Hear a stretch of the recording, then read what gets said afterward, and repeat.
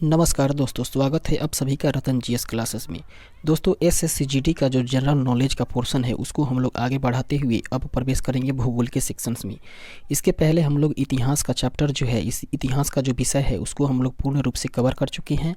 अगर अभी तक आप लोगों ने उस वीडियो को नहीं देखा है तो कृपया कर प्ले लिस्ट में जाएँ और वहाँ पर इतिहास के सेक्शन को खोलेंगे और वहाँ पर पूरा खंड अर्थात प्राचीन भारत और मध्यकालीन भारत और इसके साथ साथ आधुनिक भारत तीनों पोर्शन को एक साथ में कवर करवाया गया है।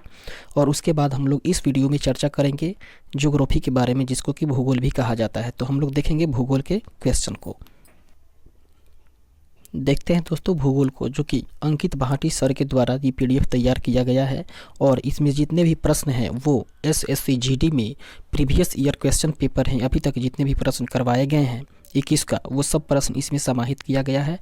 तो हम लोग देखते हैं दूसरे सेक्शंस अर्थात भूगोल के सेक्शंस को और देखते हैं पहले प्रश्न को। पहला प्रश्न कह रहा है उकाई बांध किस नदी पर स्थित है। तो दोस्तों उकाई बांध जो है वो ताप्ती नदी पर स्थित है। देखते हैं हम लोग उकाई बांध के बारे में, इसके कुछ व्याख्यात्मक तथ्य को। जो कह रहा है उकाई बांध, जिसको कि बल्लभ सागर बांध के नाम से भी जाना जाता है, और यह जो है वो ताप्ती नदी पर स्थित है। दोस्तों सरदार सरोवर के बाद यह गुजरात राज्य का दूसरा सबसे बड़ा बांध है, जबकि उकाई बांध जो है दोस्तों उसकी उपयोगिता जो है वो तापी जिले की उकाई शहर में बिजली उत्पादन, सिंचाई और बाढ़ नियंत्रण के लिए ही किया जाता है। दोस्तों यहाँ पर 300 मेगावाट की विद्युत इकाई भी लगाई गई है। दोस्तों और भी कुछ महत्वपूर्ण बिंदु के बारे में बात करें, जो कि कोई बांध जो है वो किस प्रदेश में है और किस नदी पर है, इसके बारे में हम लोग जानकारी प्राप्त करेंगे। तो दोस्तों सोमालिया बांध जो है वो आंध्र प्रदेश में है, जबकि पेनार नदी पर स्थित है। जबकि बात करें हम लोग टिहरी बांध की, तो वो उत्तराखंड में है और वो भागीरथी नदी पर स्थित है। दोस्तों हीराकुड बांध जो है वो उड़ीसा में है और वो महानदी पर स्थित है। दोस्तों फरक्का बांध जो कि पश्चिम बंगाल में है और हुगली नदी के किनारे स्थित है।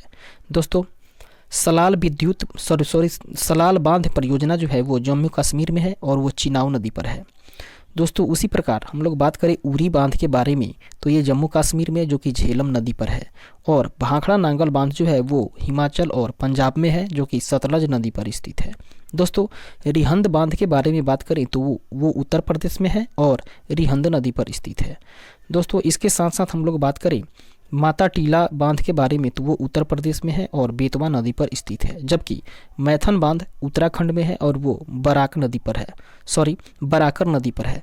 दोस्तों जवाहर सागर बांध जो है वो मध्य प्रदेश में चंबल नदी पर है। जबकि नागार्जुन बांध तेलंगाना में है और वो कृष्णा नदी पर स्थित है। इसके साथ साथ बात करें दोस्तों इडुक्की बांध के बारे में, तो वो केरल में है, जो कि पेरियार नदी पर स्थित है। तो ये जितने भी बांध और उससे संबंधित प्रदेश और नदी जो है वो एग्जाम पॉइंट ऑफ व्यू से बेहद ही महत्वपूर्ण है। इसको एक सरसरी निगाहों से देख लेना उचित रहेगा एग्जाम के लिए भी दोस्तों। तो बढ़ते हैं आगे और देखते हैं दूसरे प्रश्न को, जो कह रहा है निम्नलिखित में से कृष्णा नदी की सहायक नदी कौन सी है। तो दोस्तों बात करें कृष्णा नदी की सहायक नदी की, तो वो है घाट प्रभा। ऑप्शन नंबर डी इसका सही आंसर हो जाएगा। देखते हैं इसके व्याख्यात्मक तथ्य को। कृष्णा नदी की सहायक नदी घाट प्रभा है, जो कर्नाटक राज्य से होकर बहती है। घाट प्रभा नदी का जो उद्गम स्थल की बात करें तो वो सिंधु दुर्ग जिले के अंबोली में हुआ है, और महाराष्ट्र में इस नदी का नाम जो है वो हिरण्यकेशी नदी है। दोस्तों जो कि कर्नाटक के हिडकल बांध के बाद घाट प्रभा के नाम से जाना जाता है। इसके साथ साथ और भी कुछ महत्वपूर्ण सहायक नदियों के बारे में बात करें तो दोस्तों गंगा की सहायक नदी है गोमती, घाघरा, गंडक, कोसी, यमुना और सोन। जबकि यमुना नदी की सहायक नदी की बात करें तो वो है चंबल, सिंध, केन, बेतवा, हिंडन और टोन्स। जबकि कृष्णा नदी की सहायक नदियों की बात करें तो दोस्तों वो है घाट प्रभा, तुंगभद्रा और बेदावली, कोयना और दोस्तों है मालाप्रभा। जबकि कावेरी नदी की बात करें अर्थात कावेरी नदी की सहायक नदी हो जाती है हिमावती, भवानी, काबिनी और अकीवती। जबकि नर्मदा नदी की सहायक नदी है अमरावती, भूखी और तवा। दोस्तों बात करें उसी तरह से दामोदर नदी की सहायक नदी के बारे में, तो वो है बराकर और कानूर। जबकि चंबल नदी की सहायक नदी है बनास, सिप्रा, पार्वती और मेज। तो ये सभी इस तरीके से बेहद ही महत्वपूर्ण नदी है और उनके सहायक नदी है। ये भी एग्जाम पॉइंट ऑफ व्यू से बेहद ही महत्वपूर्ण है। दोस्तों आगे बढ़ते हैं और देखते हैं अगले प्रश्न को। नेक्स्ट क्वेश्चन 3 नंबर प्रश्न कह रहा है गर्म महासागरीय धाराएं डैश के निकट उत्पन्न होती है और ध्रुवों की ओर गतिमान होती है। तो दोस्तों गर्म महासागरीय धाराएं जो है वो भूमध्य रेखा के निकट उत्पन्न होती है और ध्रुवों की ओर गतिमान होती है। इसका सही आंसर हो जाएगा ऑप्शन नंबर सी। देखते हैं इसके व्याख्यात्मक तथ्य को, जो कह रहा है गर्म महासागरीय धाराएं निम्न अक्षांशों से उच्च अक्षांशों की ओर गमन करती है एवं इन जल धाराओं का जो तापमान है वो गर्म में आने वाले जल के तापमान से अधिक होता है और यह भूमध्य रेखा से उत्पन्न होती है। दोस्तों कुछ महत्वपूर्ण हम लोग जल धाराओं के बारे में जानकारी प्राप्त करेंगे। दोस्तों खाड़ी की उत्तर स्ट्रीम जो है वो गर्म है, जबकि ब्राज़ील की धारा गर्म है। दोस्तों बात करें केनेरी धारा की तो वो ठंडी जलधारा है, जबकि लेब्राडोर जलधारा जो है वो ठंडी जलधारा है। दोस्तों ग्रीनलैंड की जो धारा है वो ठंडी है, जबकि फाकलैंड का जो धारा है वो ठंडी जलधारा है। इसके साथ ही दोस्तों अब हम लोग बात ये जितने भी जलधाराएं हैं वो अटलांटिक महासागर की ओर की जलधाराएं हैं, जबकि हम लोग बात करेंगे इसके बाद से दोस्तों प्रशांत महासागर की जलधाराओं के बारे में। तो एक है अलास्का की धारा जो कि गर्म जलधारा है और क्यूरोसियो जो कि जापान की धारा है वो गर्म जलधारा है। आगे बढ़ेंगे और देखेंगे नेक्स्ट क्वेश्चन को। अगला है दोस्तों उत्तरी प्रशांत महासागर की जो धारा है वो गर्म जलधारा है, जबकि पूर्व ऑस्ट्रेलियाई धारा जो है वो भी गर्म जलधारा है। दोस्तों हमबोल्ट की धारा की बात करें तो वो ठंडी जलधारा है, जबकि क्यूराइल जलधारा जो है वो ठंडी जलधारा है। इसके साथ ही दोस्तों आगे बढ़ेंगे और देखेंगे 4 नंबर प्रश्न को, जो कह रहा है भारत के कितने राज्यों की सीमा जो है वो सिक्किम से जुड़ी हुई है। तो दोस्तों इसका सही आंसर होगा ऑप्शन नंबर 1, अर्थात एक जो राज्य है वो सिक्किम से जुड़ी हुई है। आगे बढ़ेंगे और देखेंगे इसके व्याख्यात्मक तथ्य को, जो कह रहा है सिक्किम को 22वें राज्य के रूप में 16 मई 1975 ईस्वी को भारत का राज्य बनाया गया था। भारत में जनसंख्या की दृष्टि से सबसे छोटा और क्षेत्रफल की दृष्टि से गोवा के बाद दूसरा सबसे छोटा राज्य है। दोस्तों भारत में एकमात्र राज्य जो है वो पश्चिम बंगाल है, जिसकी सीमा सिक्किम से मिलती है। दोस्तों बात करें इसके महत्वपूर्ण बिंदु के बारे में तो कह रहा है अंतर्राष्ट्रीय सीमाओं पर भारतीय राज्यों की सूची। दोस्तों अफगानिस्तान जो है वो जम्मू और कश्मीर और भूटान जो है वो पश्चिम बंगाल, सिक्किम, अरुणाचल प्रदेश और असम से मिलता है, जबकि बंगाल जो है वो बांग्लादेश जो है वो पश्चिम बंगाल, मिजोरम, मेघालय, त्रिपुरा और असम से मिलता है। जबकि चीन के बारे में बात करें तो उससे सीमा साझा करने वाले राज्य हैं जम्मू कश्मीर, हिमाचल प्रदेश, उत्तराखंड, सिक्किम, अरुणाचल प्रदेश। दोस्तों म्यांमार देश की बात करें तो वो अरुणाचल प्रदेश के साथ नागालैंड, मणिपुर और मिजोरम के साथ सीमा साझा करता है। जबकि नेपाल की बात करें तो दोस्तों वो जो है वो बिहार, उत्तराखंड, उत्तर प्रदेश, सिक्किम और पश्चिम बंगाल राज्य के साथ में नेपाल जो है वो सीमा साझा करता है। उसके साथ ही बात करें पाकिस्तान की तो जम्मू कश्मीर और पंजाब, राजस्थान तथा गुजरात के साथ पाकिस्तान जो है वो सीमा साझा करता है। इसके साथ ही आगे बढ़ेंगे और देखेंगे अगले प्रश्न को, जो कि 5 नंबर प्रश्न है। कह रहा है छत्तीसगढ़ का स्थापना दिवस कब मनाया जाता है। तो दोस्तों छत्तीसगढ़ का स्थापना दिवस 1 नवंबर को मनाया जाता है। ऑप्शन नंबर ए इसका सही आंसर हो जाएगा। देखते हैं इसके कुछ व्याख्यात्मक तथ्य के बारे में। कह रहा है 1 नवंबर 2000 ईस्वी को छत्तीसगढ़ का स्थापना दिवस मनाया जाता है। छत्तीसगढ़ देश जो है वो 26वें राज्य के रूप में दर्ज हो गया है, अर्थात छत्तीसगढ़ जो राज्य है वो देश के 26वें राज्य के रूप में ही दर्ज हो गया है। इससे संबंधित कुछ महत्वपूर्ण बिंदु के बारे में हम लोग बात करें दोस्तों, प्रमुख राज्यों के स्थापना दिवस के बारे में बात करें तो आंध्र प्रदेश का जो स्थापना दिवस है वो 1 नवंबर 1956 ईस्वी है, जबकि अरुणाचल प्रदेश का है 20 फरवरी 1987। ठीक उसी प्रकार बात करें दोस्तों गोवा राज्य की तो इसका स्थापना दिवस है दोस्तों 30 मई 1987 ईस्वी, जबकि गुजरात का जो गुजरात दिवस मनाया जाता है वो 1 मई 1960 ईस्वी को। हरियाणा का जो हरियाणा दिवस है वो 1 नवंबर 1966 ईस्वी को मनाया जाता है, जबकि झारखंड का झारखंड दिवस 15 नवंबर 2000 ईस्वी को मनाया जाता है। दोस्तों महाराष्ट्र की बात करें तो महाराष्ट्र दिवस मनाया जाता है 1 मई 1960 ईस्वी को, जबकि उत्तराखंड जो है उसका स्थापना दिवस जो है दोस्तों 9 नवंबर 2000 ईस्वी को हुआ था। दोस्तों ये सब जो है वो राज्य हैं और उससे संबंधित उसकी स्थापना दिवस के बारे में है। गोवा है, गुजरात है, हरियाणा है, झारखंड है, महाराष्ट्र और उत्तराखंड है। ये सब इसका स्थापना दिवस कब मनाया जाता है, इसका स्थापना कब हुआ था इसके बारे में बताया गया है, जो कि एग्जाम पॉइंट ऑफ व्यू से बेहद ही महत्वपूर्ण है। आगे बढ़ेंगे और देखेंगे 6 नंबर प्रश्न को, जो कह रहा है निम्नलिखित में से कौन सी मृदा संरक्षण की एक विधि है? तो दोस्तों सीढ़ीदार खेत बनाना ही जो है वो मृदा संरक्षण की एक विधि है। ऑप्शन नंबर डी इसका सही आंसर हो जाएगा। देखते हैं इसके व्याख्यात्मक तथ्य के बारे में। तो कह रहा है मृदा संरक्षण से तात्पर्य उन विधियों से है जो मृदा को अपने स्थान से हटाने से रोकती है। मृदा संरक्षण की विधियों में वनों की रक्षा, वृक्षारोपण, बांध बनाना, दोस्तों भूमि उद्वरण और बाढ़ नियंत्रण तथा सीढ़ीदार खेत बनाना आदि इसमें सम्मिलित है। देखते हैं नेक्स्ट क्वेश्चन को। 7 नंबर प्रश्न कह रहा है उत्तराखंड का स्थापना दिवस कब मनाया जाता है?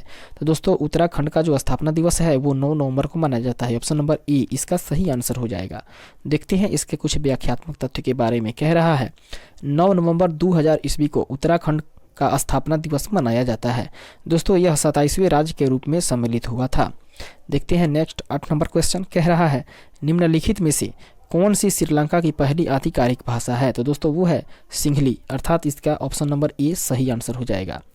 देखते हैं इसके कुछ व्याख्या के बारे में। कह रहा है श्रीलंका की अब पहली आधिकारिक भाषा सिंहली है। सिंहली दोस्तों सिंघल द्वीप में बसने वाली जाति भी सिंघल कहलाती है। इसके कुछ और महत्वपूर्ण बिंदु के बारे में हम लोग जानकारी प्राप्त करेंगे, जो कि कह रहा है प्रमुख देशों की राजभाषाएं।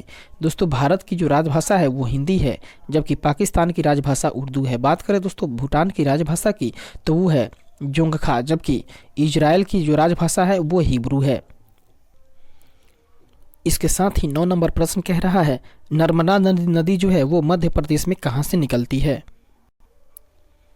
तो बात करें दोस्तों नर्मदा नदी की तो वो मध्य प्रदेश में जो है वो अमरकंटक की पहाड़ी से निकलती है। इसका सही आंसर हो जाएगा ऑप्शन नंबर बी अमरकंटक की पहाड़ियों से। देखते हैं इसके डिस्क्रिप्शन के बारे में। कह रहा है नर्मदा नदी का उद्गम स्थल अमरकंटक है, जो कि मध्य प्रदेश के शहडोल जिले की पुष्पराजगढ़ तहसील में पड़ता है। दोस्तों नर्मदा नदी जो है वो पवित्र नदियों में गिनी जाती है। इसके साथ ही आगे बढ़ेंगे और देखेंगे 10 नंबर प्रश्न को, जो कह रहा है निम्नलिखित में से कौन सा मृदा निर्माण का कारक नहीं है? इसका सही आंसर हो जाएगा ऑप्शन नंबर ए अर्थात कार्बनिक सामग्री की भूमिका। देखते हैं इसके डिस्क्रिप्शन के बारे में। कह रहा है मृदा निर्माण के कारक मृदा निर्माण को नियंत्रित करने वाले 5 कारकों में मूल, शैल, उच्चावच, समय, जलवायु तथा जैविक तत्व शामिल हैं। दोस्तों पहले 3 कारकों को निष्क्रिय कारक तथा अंतिम 2 कारकों को क्रियाशील कारक कहते हैं। दोस्तों अर्थात पहले का जो 3 कारक हैं जिसमें कि मूल, शैल, उच्चावच, समय जो है ये है दोस्तों निष्क्रिय कारक, जबकि अंतिम 2 है अर्थात जलवायु तथा जैविक तत्व ये जो हैं ये क्रियाशील कारक कहे जाते हैं। दोस्तों अकार्बनिक सामग्री की भूमिका मृदा निर्माण का कारक नहीं है। इस तरीके से आगे बढ़ेंगे और देखेंगे 11 नंबर प्रश्न को, जो कह रहा है लैब्राडोर सागर और भूमध्य सागर किस महासागर का हिस्सा है? तो दोस्तों ये है अटलांटिक महासागर का। ऑप्शन नंबर ए इसका सही आंसर हो जाएगा। देखते हैं इसके व्याख्यात्मक तथ्य के बारे में। कह रहा है लैब्राडोर सागर उत्तरी अटलांटिक महासागर का एक भाग है।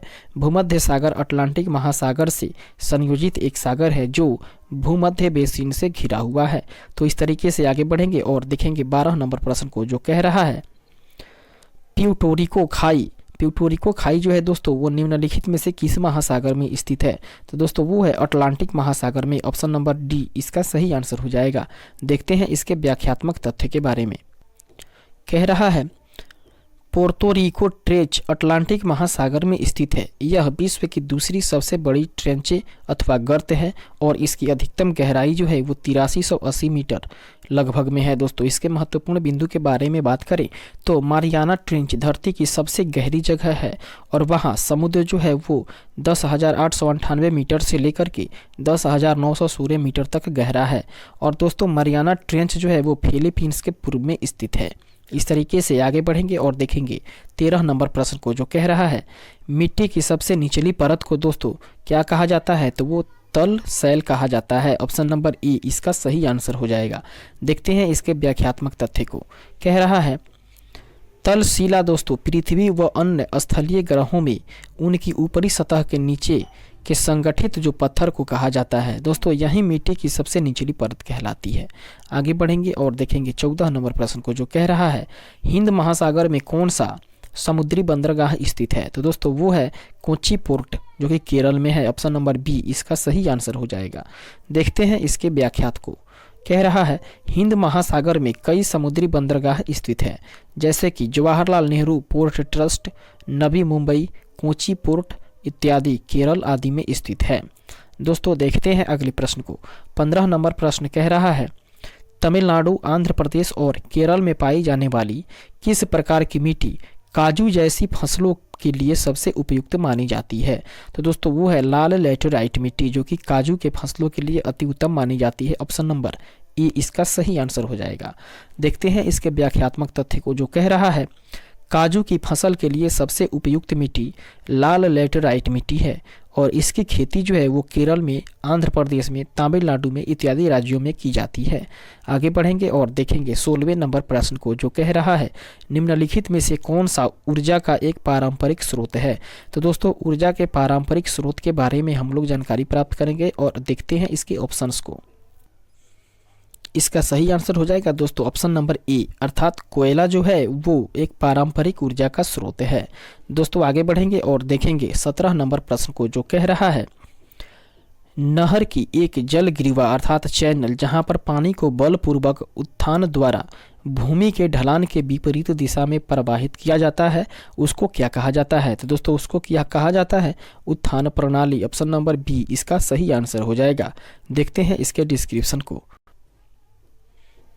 इसका व्याख्यात्मक तथ्य कह रहा है नहर की एक जल गिरिवा अर्थात चैनल जहां पर पानी को बलपूर्वक उत्थापन विधि के द्वारा भूमि के ढलान के विपरीत दिशा में प्रवाहित किया जाता है और उत्थान प्रणाली उसे कहा जाता है। तो इस तरीके से आगे बढ़ेंगे और देखेंगे 18 नंबर प्रश्न को, जो कह रहा है किस श्रेणी को ऊपरी एशिया की रीढ़ के रूप में जाना जाता है?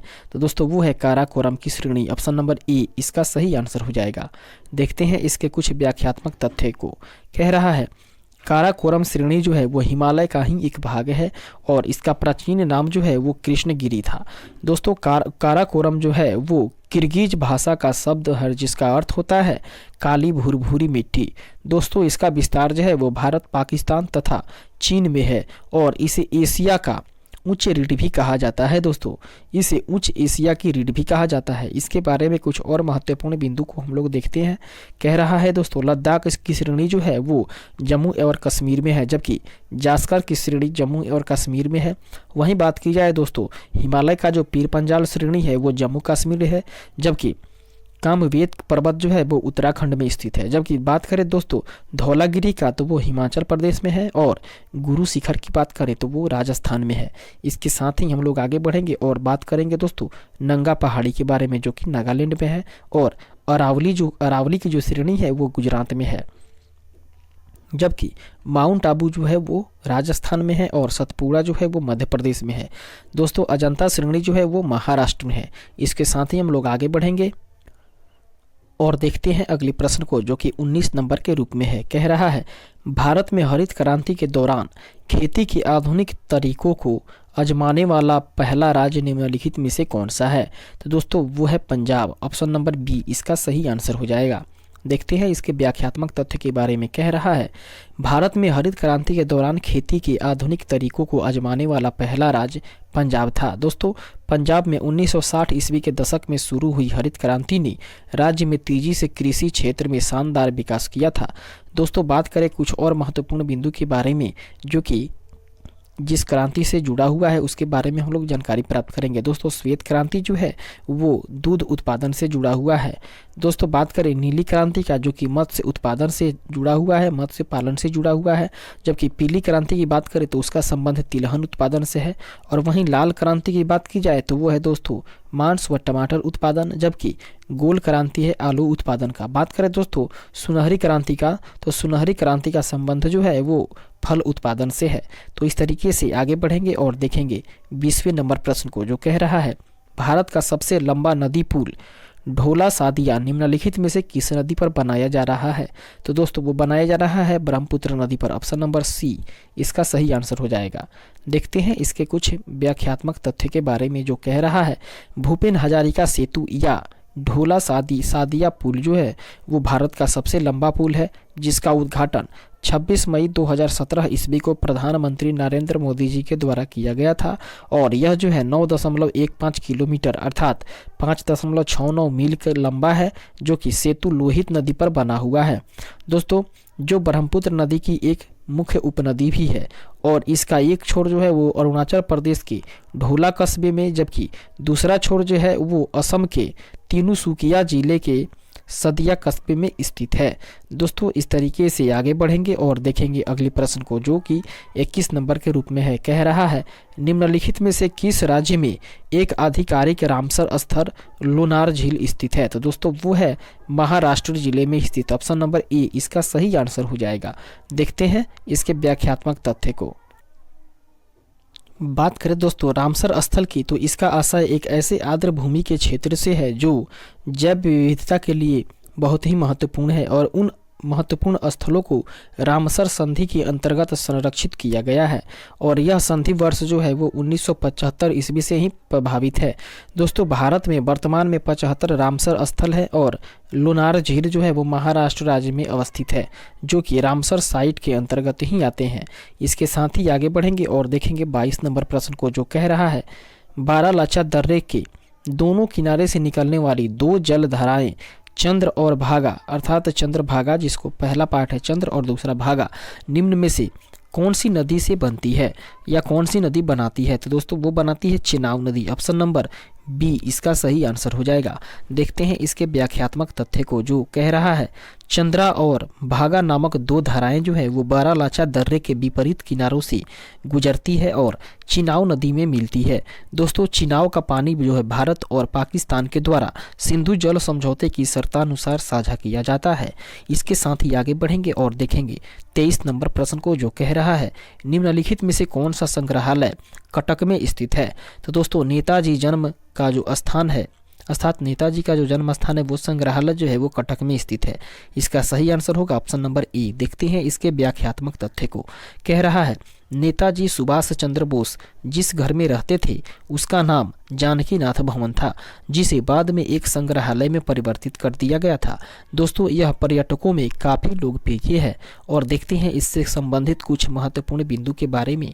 तो कह रहा है दोस्तों राष्ट्रीय संग्रहालय कहाँ है? तो वो दिल्ली में है, जबकि बात करें भारतीय संग्रहालय की तो वो कोलकाता में स्थित है, जबकि सालार जंग संग्रहालय जो है वो हैदराबाद में है। और यदि बात करें दोस्तों प्रिंस ऑफ वेल्स संग्रहालय जो है वो मुंबई में है और सरकारी संग्रहालय चेन्नई में है, जबकि नेपियर संग्रहालय जो है वो तिरुवनंतपुरम में है। तो इसके साथ ही आगे बढ़ेंगे और देखेंगे नेक्स्ट इंपॉर्टेंट क्वेश्चन को, जो कि 24 नंबर प्रश्न के रूप में है। कह रहा है भारतीय वन्यजीव संरक्षण अधिनियम किस वर्ष लागू किया गया था? तो दोस्तों वो लागू किया गया था 1972 ईस्वी में। ऑप्शन नंबर सी इसका सही आंसर हो जाएगा। देखते हैं इसके व्याख्यात्मक तथ्य को।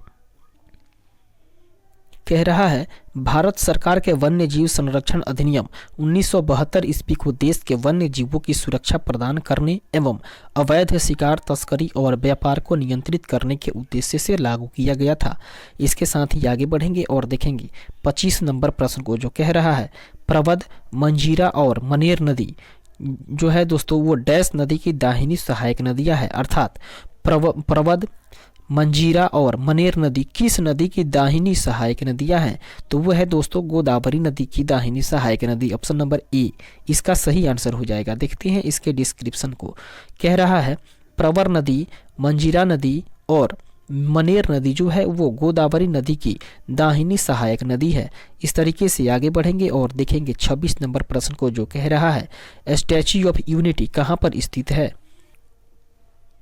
इसका सही आंसर हो जाएगा ऑप्शन नंबर ए अर्थात केवड़िया में स्थित है। देखते हैं इसके डिस्क्रिप्शन को, जो कह रहा है statue of unity Kevadia Gujarat में स्थित है। यह भारत के प्रथम उप प्रधानमंत्री तथा प्रथम गृह मंत्री सरदार वल्लभ भाई पटेल को समर्पित एक महान स्मारक है और यह जो है वो एकता के भाव को प्रदर्शित करती है। तो इसके साथ ही आगे बढ़ेंगे और देखेंगे 27 नंबर प्रश्न को, जो कह रहा है समुद्री निकायों और समुद्र में डैश पानी होता है। दोस्तों यहाँ पे कह रहा है कि समुद्री निकायों और समुद्र में कौन सा पानी होता है, तो उसमें होता है दोस्तों खारा पानी। ऑप्शन नंबर ए इसका सही आंसर हो जाएगा। देखते हैं इसके डिस्क्रिप्शन को। कह रहा है समुद्री निकायों और समुद्र का पानी खारा होता है क्योंकि इसमें लवण पाए जाते हैं, सोडियम और क्लोराइड जो कि नमक बनाते हैं, और ये समुद्र में कई सालों तक वहीं जमा रहते हैं, इसलिए पानी जो है वो खारा हो जाता है। 28 नंबर प्रश्न कह रहा है डैश और ताप्ती नदियाँ एक दूसरे के लगभग समानांतर बहती है लेकिन विपरीत दिशाओं में खुद को खाली कर लेती है, अर्थात इसका सही आंसर हो जाएगा दोस्तों ऑप्शन नंबर ए। अर्थात नर्मदा और ताप्ती नदियाँ जो हैं वो एक दूसरे के लगभग समानांतर बहती है लेकिन विपरीत दिशाओं में खुद को खाली कर लेती है। देखते हैं इसके व्याख्यात्मक तथ्य को। कह रहा है नर्मदा और ताप्ती नदियाँ पूर्व से पश्चिम दिशा की ओर बहती है। मध्य प्रदेश से निकलने वाली दोनों नदियाँ अरब सागर और खंभात की खाड़ी में गिर जाती है। दोस्तों इस तरीके से आगे बढ़ेंगे और देखेंगे 29 नंबर प्रश्न को, जो कह रहा है हमारे सौरमंडल के बाहर निम्नलिखित में से कौन सा ऐसा ग्रह है जो आमतौर पर हमारी आकाशगंगा में किसी अन्य तारे की परिक्रमा करता है। तो दोस्तों वो है एक्सोप्लैनेट। ऑप्शन नंबर डी इसका सही आंसर हो जाएगा। देखते हैं इसके डिस्क्रिप्शन को, जो कोई कह रहा है बृहग्रही दोस्तों या गैर सौर्य ग्रह जो हैं वो एक्स्ट्रा सोलर ऐसे ग्रह को कहा जाता है जो हमारे सौरमंडल से बाहर स्थित हो तथा अन्य किसी तारे की परिक्रमा करता है। दोस्तों देखते हैं इसके महत्वपूर्ण बिंदु को, जो कह रहा है सूर्य के चारों ओर चक्कर लगाने वाले विभिन्न ग्रहों, धूमकेतुओं, उल्काओं और अन्य आकाशीय पिंडकों समूह को ही दोस्तों सौरमंडल कहा जाता है। सौरमंडल में 8 ग्रह हैं जिसमें कि बुध, शुक्र, पृथ्वी, मंगल, बृहस्पति, शनि, अरुण और वरुण शामिल है। दोस्तों सौरमंडल का सबसे गर्म ग्रह है दोस्तों शुक्र जो है वो सौरमंडल का सबसे बड़ा शुक्र जो है वो सौरमंडल का सबसे गर्म ग्रह है। और दोस्तों बुध, शुक्र, शनि, बृहस्पति और मंगल को खुली आंखों से देखा भी जा सकता है। तो इस तरीके से आगे बढ़ेंगे और देखेंगे 30 नंबर प्रश्न को, जो कह रहा है निम्नलिखित में से कौन सी नदी जास्कर अर्थात जंस्कार और लद्दाख पर्वतमालाओं के बीच में बहती है। तो दोस्तों वो है सिंधु नदी। ऑप्शन नंबर सी इसका सही आंसर हो जाएगा। देखते हैं इसके व्याख्यात्मक तथ्य को। कह रहा है जास्कर और लद्दाख के बीच सिंधु नदी बहती है। सिंधु नदी लद्दाख की जीवन रेखा है। लेह, रो, बासगो आदि जो सिंधु नदी के किनारे में बसे हुए हैं। इसके बाद ही देखते हैं 31 नंबर प्रश्न को, जो कह रहा है हिमालय पर्वत की सुदूर उत्तरी पर्वतमाला को किस नाम से जाना जाता है। तो दोस्तों उसको बाह्य हिमालय के नाम से जाना जाता है। ऑप्शन नंबर ए इसका सही आंसर हो जाएगा। देखते हैं इसके डिस्क्रिप्शन को। ट्रांस हिमालय के दक्षिण में तथा हिमालय के सबसे उत्तरी भाग में स्थित पर्वत श्रृंखला को महान हिमालय या बृहद हिमालय कहते हैं। महान हिमालय हिमालय की सबसे प्राचीनतम श्रेणी है। दोस्तों बात करें हम लोग अब 32 नंबर प्रश्न को, तो कह रहा है किस प्रकार की मिट्टी में पानी की अधिकतम मात्रा बनी रहती है। तो दोस्तों वो चिकनी मिट्टी है जिसमें कि पानी की अधिकतम मात्रा बनी रहती है। ऑप्शन नंबर ए इसका सही आंसर हो जाएगा। देखते हैं इसके डिस्क्रिप्शन को, इसके व्याख्यात्मक तथ्य को, तो कह रहा है पानी की सबसे अधिकतम मात्रा काली मिट्टी में विद्यमान होती है। काली मिट्टी को स्वतः जुताई वाली मिट्टी भी कहते हैं। दोस्तों काली मिट्टी के बाद चिकनी मिट्टी में पानी की अधिकतम मात्रा होती है और जिस फसल को उगाने के लिए अधिकतम मात्रा को आवश्यकता होती है दोस्तों जैसे धान चिकनी मिट्टी में बोए जाते हैं। इसके साथ ही आगे बढ़ेंगे और देखेंगे 33 नंबर प्रश्न को, जो कह रहा है इनमें से कौन भू संसाधनों के उत्पादक और उपभोक्ता है। तो दोस्तों वो है मानव। ऑप्शन नंबर ए इसका सही आंसर हो जाएगा। देखते हैं इसके व्याख्यात्मक तथ्य को, तो कह रहा है मानव जिसे कि होमोसेपियंस भी कहा जाता है वो भू संसाधनों का उत्पादक और उपभोग दोनों श्रेणी के अंतर्गत में आता है।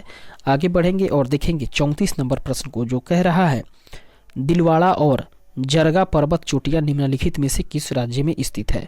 दोस्तों वो है राजस्थान में। ऑप्शन नंबर ए इसका सही आंसर हो जाएगा। देखते हैं इसके व्याख्यात्मक तथ्य को। कह रहा है दिलवाड़ा पर्वत चोटी राजस्थान में स्थित है जिसकी ऊंचाई 1442 मीटर लगभग है। और जरगा पर्वत चोटी राजस्थान के उदयपुर जिले में स्थित है जिसकी ऊंचाई जो है वो 1431 मीटर लगभग में है। दोस्तों गुरु शिखर जो कि राजस्थान की सबसे बड़ी पर्वत चोटी है और वो जो है वो 1722 मीटर है। देखते हैं अगले प्रश्न को। 35 नंबर प्रश्न कह रहा है तिराय और नोआ नदियाँ जो है वो किस भारतीय राज्य में बहती है। तो दोस्तों तिराय और नोआ नदी जो है वो अरुणाचल प्रदेश में बहती है। ऑप्शन नंबर सी इसका सही आंसर हो जाएगा। देखते हैं इसके व्याख्यात्मक तथ्य को। कह रहा है तिराय नदी भारत के अरुणाचल प्रदेश में बहती है और इसका विलय अर्थात बुरही दिहिग जो है वो नदी में हो जाता है दोस्तों। और नोआ नदी भी अरुणाचल प्रदेश में बहती है और इसका दूसरा नाम जो है वो दिहिंस भी है। आगे बढ़ेंगे और देखेंगे 36 नंबर प्रश्न को जो कह रहा है रंगनथिपट्टम पक्षी अभ्यारण्य कहाँ है। तो दोस्तों रंगनथिपट्टम पक्षी अभ्यारण्य जो है वो कर्नाटक में है। ऑप्शन नंबर सी इसका सही आंसर हो जाएगा। देखते हैं इसके व्याख्यात्मक तथ्य को। कह रहा है श्रीरंगापट्टम के निकट कावेरी नदी के किनारे स्थित रंगनथिपट्टम पक्षी अभ्यारण्य इस क्षेत्र का एक प्रमुख आकर्षण केंद्र है और इसे 1940 ईस्वी में पक्षी अभ्यारण्य घोषित किया गया है। यह कर्नाटक राज्य में स्थित है और भारत में लगभग 72 पक्षी अभ्यारण्य है। आगे बढ़ेंगे 37 नंबर प्रश्न कह रहा है निम्नलिखित में से कौन सी पहाड़ियाँ आंध्र प्रदेश में स्थित है। तो दोस्तों आंध्र प्रदेश में स्थित पहाड़ी है पालकोड़ा की पहाड़ी। ऑप्शन नंबर ए इसका सही आंसर हो जाएगा। देखते हैं इसके डिस्क्रिप्शन को जो कह रहा है पालकोड़ा पहाड़ियाँ भारत के दक्षिण भाग में पूर्व घाट पर्वतमाला का भाग है और यह आंध्र प्रदेश राज्य के अनंतपुर जिले और कड़वा जिले में स्थित है। दोस्तों बात करें अगले प्रश्न की तो 38 नंबर प्रश्न जो कह रहा है वो निम्नलिखित में से कौन सी नदी अरब सागर में गिरती है। तो दोस्तों वो नदी है नर्मदा नदी। ऑप्शन नंबर डी इसका सही आंसर हो जाएगा। देखते हैं इसके व्याख्यात्मक तथ्य को जो कह रहा है नर्मदा नदी जो है वो मध्य प्रदेश के अमरकंटक से निकलती है और अरब सागर में जाकर के मिल जाती है। इस तरीके से नेक्स्ट क्वेश्चन 39 नंबर प्रश्न को देखेंगे। कह रहा है छतों पर वर्षा जल संचय को अनिवार्य करने वाला या अनिवार्य बनाने वाला भारत का पहला और एकमात्र राज्य निम्नलिखित में से कौन है। तो वो है दोस्तों तमिलनाडु। ऑप्शन नंबर सी इसका सही आंसर हो जाएगा। देखते हैं इसके व्याख्यात्मक तथ्य को। कह रहा है छतों पर वर्षा के जल संचयन को अनिवार्य बनाने वाला भारत का प्रथम राज्य तमिलनाडु है और इस योजना को 2001 ईस्वी से शुरू किया गया था। इस तरीके से आगे बढ़ेंगे और 40 नंबर प्रश्न को देखेंगे जो कि कह रहा है मिट्टी की नमी को बनाए रखने के लिए पौधों के बीच खाली जमीन को कार्बनिक पदार्थों की परत से ढकने की प्रक्रिया को किस नाम से जाना जाता है। तो दोस्तों उसको जाना जाता है मल्चिंग के नाम से। ऑप्शन नंबर सी इसका सही आंसर हो जाएगा मल्चिंग। देखते हैं इसके डिस्क्रिप्शन को जो कि कह रहा है मल्चिंग से मिट्टी में नमी बरकरार रहती है और पौधों की वृद्धि के लिए अनुकूल वातावरण प्रदान भी करती है। खेत में मिट्टी का कटाव नहीं होता है और पौधे जो है वो लंबे समय तक सुरक्षित रहते हैं। तो इस तरीके से आगे बढ़ेंगे और देखेंगे 41 नंबर प्रश्न को जो कि कह रहा है किन्नौर में हंगरंग घाटी के सैलखार और चोंगो के साथ स्पीत घाटी के अंतिम दक्षिण पूर्वी छोर को निम्न में से कौन सा दर्रा जोड़ता है। तो वो जोड़ता है दोस्तों लेपचाला दर्रा अर्थात ऑप्शन नंबर बी इसका सही आंसर हो जाएगा लेपचाला। देखते हैं इसके व्याख्यात्मक तथ्य को। कह रहा है किन्नौर में हंगरंग घाटी के सैलखार और चांगो के साथ स्पीति घाटी के अंतिम दक्षिण पूर्वी छोर को लेपचाला दर्रा जोड़ता है और यह जो है वो हिमाचल प्रदेश के किन्नौर जिला में है। दोस्तों आगे बढ़ेंगे और देखेंगे 42 नंबर प्रश्न को जो कि कह रहा है चावल की खेती की जाबो प्रणाली भारत के किस राज्य में प्रचलित जल संचयन की एक स्वदेशी विधि है। तो वो है दोस्तों नागालैंड की। ऑप्शन नंबर बी इसका सही आंसर हो जाएगा। देखते हैं इसके व्याख्यात्मक तथ्य को। तो कह रहा है चावल की खेती की जाबू प्रणाली भारत के नागालैंड राज्य में प्रचलित है। नागालैंड जो मूलतः कृषि का प्रधान राज्य है दोस्तों, यहाँ की लगभग 70% जनता जो है वो कृषि पर निर्भर है और नागालैंड में सिंचाई के लिए जाबो नाम की प्रणाली इस्तेमाल में लाई जाती है। जाबो एक मतलब पानी को तालाब में इकट्ठा करना है। दोस्तों जाबो का जो मतलब होता है वो पानी को तालाब में इकट्ठा करने की प्रक्रिया ही है। आगे बढ़ेंगे और देखेंगे 43 नंबर क्वेश्चन जो कि कह रहा है मंदाकिनी नदी डैश में अलकनंदा में मिलती है। तो दोस्तों मंदाकिनी नदी जो है वो रुद्रप्रयाग में ही अलकनंदा से मिलती है। देखते हैं इसके और ऑप्शंस को। इसका सही आंसर हो जाएगा ऑप्शन नंबर सी अर्थात रुद्रप्रयाग। देखते हैं इसके व्याख्यात्मक तथ्य को, जो कि कह रहा है उत्तराखंड राज्य के रुद्रप्रयाग में बद्रीनाथ धाम से आ रही अलकनंदा और केदारनाथ धाम से आ रही मंदाकिनी नदी का संगम होता है। दोस्तों आगे बढ़ेंगे और 44 नंबर प्रश्न को देखेंगे, जो कि कह रहा है महावेली गंगा डैश की सबसे लंबी नदी है। दोस्तों महावेली गंगा जो है वो श्रीलंका की सबसे लंबी नदी है। इसका ऑप्शन हो जाएगा डी, सही आंसर हो जाएगा। देखते हैं इसके डिस्क्रिप्शन के बारे में। कह रहा है महावेली गंगा श्रीलंका देश की सबसे लंबी नदी है और मध्य पूर्वी श्रीलंका में 335 किलोमीटर की लंबी महानदी गंगा सतत वाहिनी है और यह हटटन की पठार से निकलती है। इसके साथ ही आगे बढ़ेंगे और देखेंगे 45 नंबर प्रश्न को, जो कि कह रहा है अरब सागर का कौन सा द्वीपीय देश भारत का पड़ोसी है। तो दोस्तों वो है मालदीव। ऑप्शन नंबर ए इसका सही आंसर हो जाएगा।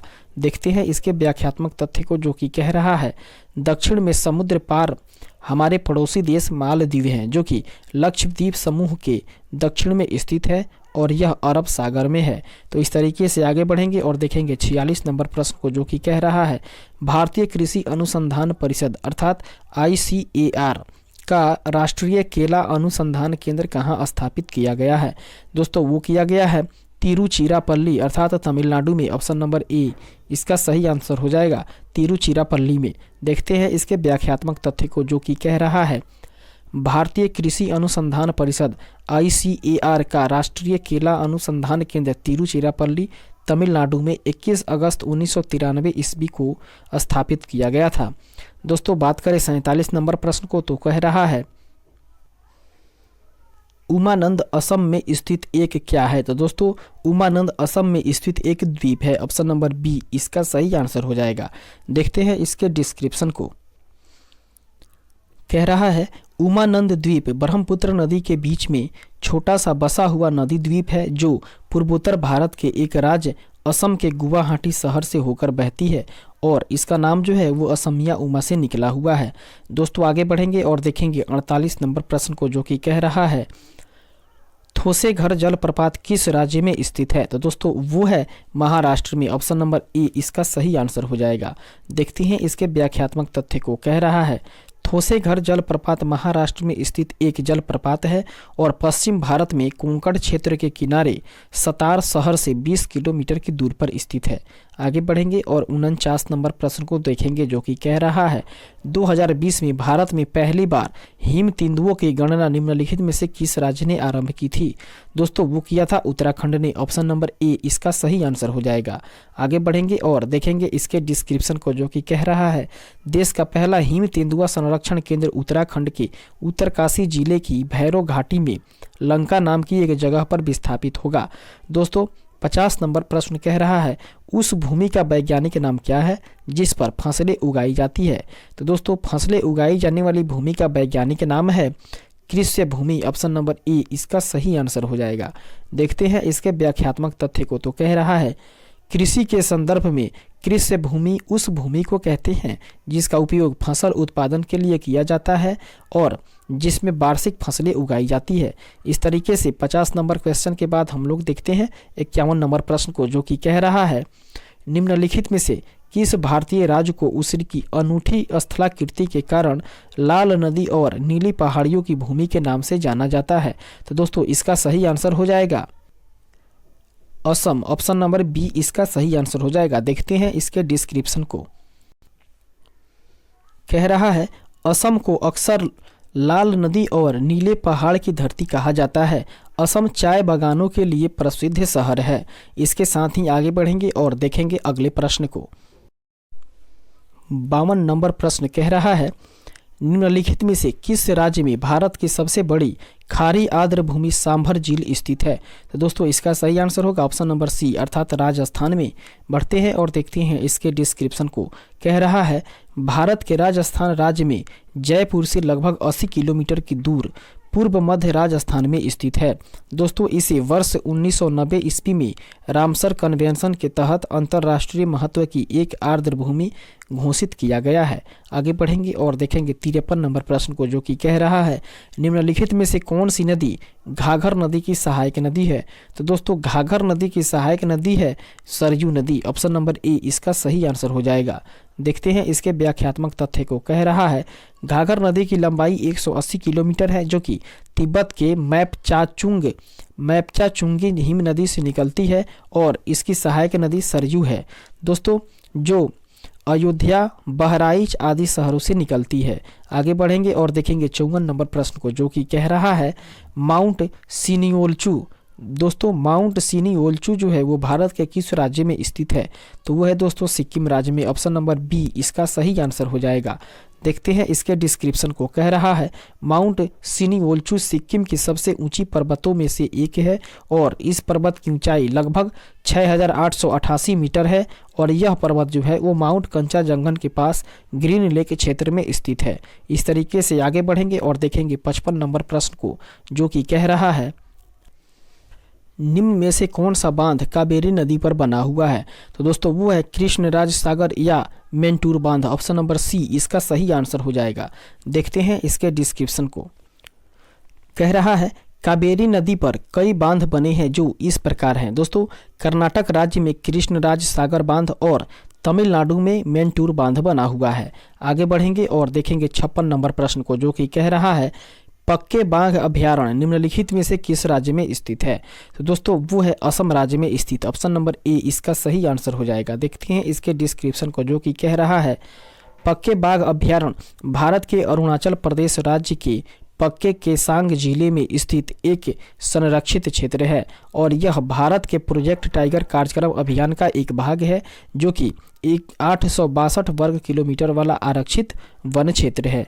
आगे बढ़ेंगे और देखेंगे 57 नंबर प्रश्न को, जो कि कह रहा है निम्नलिखित में से कौन सी गोदावरी नदी एक सहायक नदी है। तो दोस्तों बात करें गोदावरी नदी की सहायक नदी की, तो वो है वेनगंगा। ऑप्शन नंबर ए इसका सही आंसर हो जाएगा।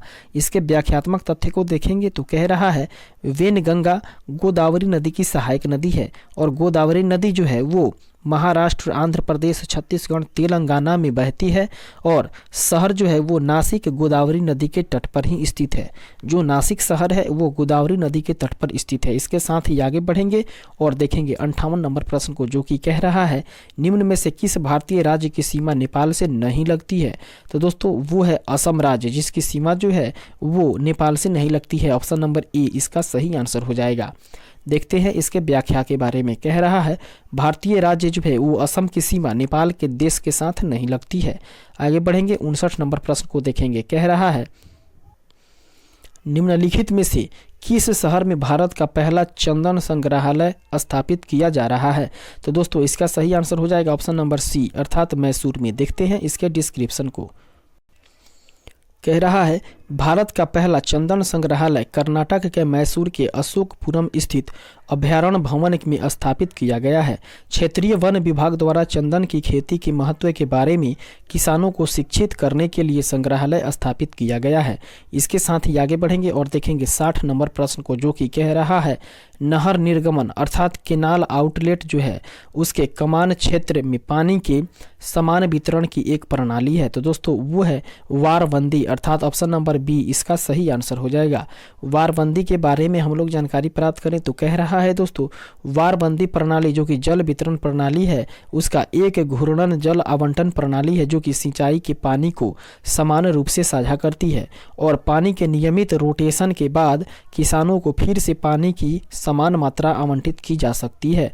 आगे बढ़ेंगे और देखेंगे 61 नंबर प्रश्न को, जो कि कह रहा है निम्नलिखित में से कौन सी पहाड़ियां मेघालय में स्थित नहीं है। तो दोस्तों वो है डाफला की पहाड़ी। ऑप्शन नंबर ए इसका सही आंसर हो जाएगा। बात करें दोस्तों डाफला की पहाड़ी के बारे में तो डाफला की पहाड़ियाँ जो हैं वो पूर्वोत्तर भारत में असम और अरुणाचल प्रदेश राज्यों की सीमा के पश्चिमी भाग में स्थित एक पहाड़ी श्रृंखला है और ये मेघालय में स्थित नहीं है। इस तरीके से आगे बढ़ेंगे और देखेंगे 62 नंबर प्रश्न को, जो कि कह रहा है महासागर का उथला हिस्सा जो कि 1 डिग्री या उससे भी कम की औसत ढाल दर्शाती है उसको क्या कहा जाता है। तो दोस्तों वो है महाद्वीपीय ताक। ऑप्शन नंबर सी इसका सही आंसर हो जाएगा।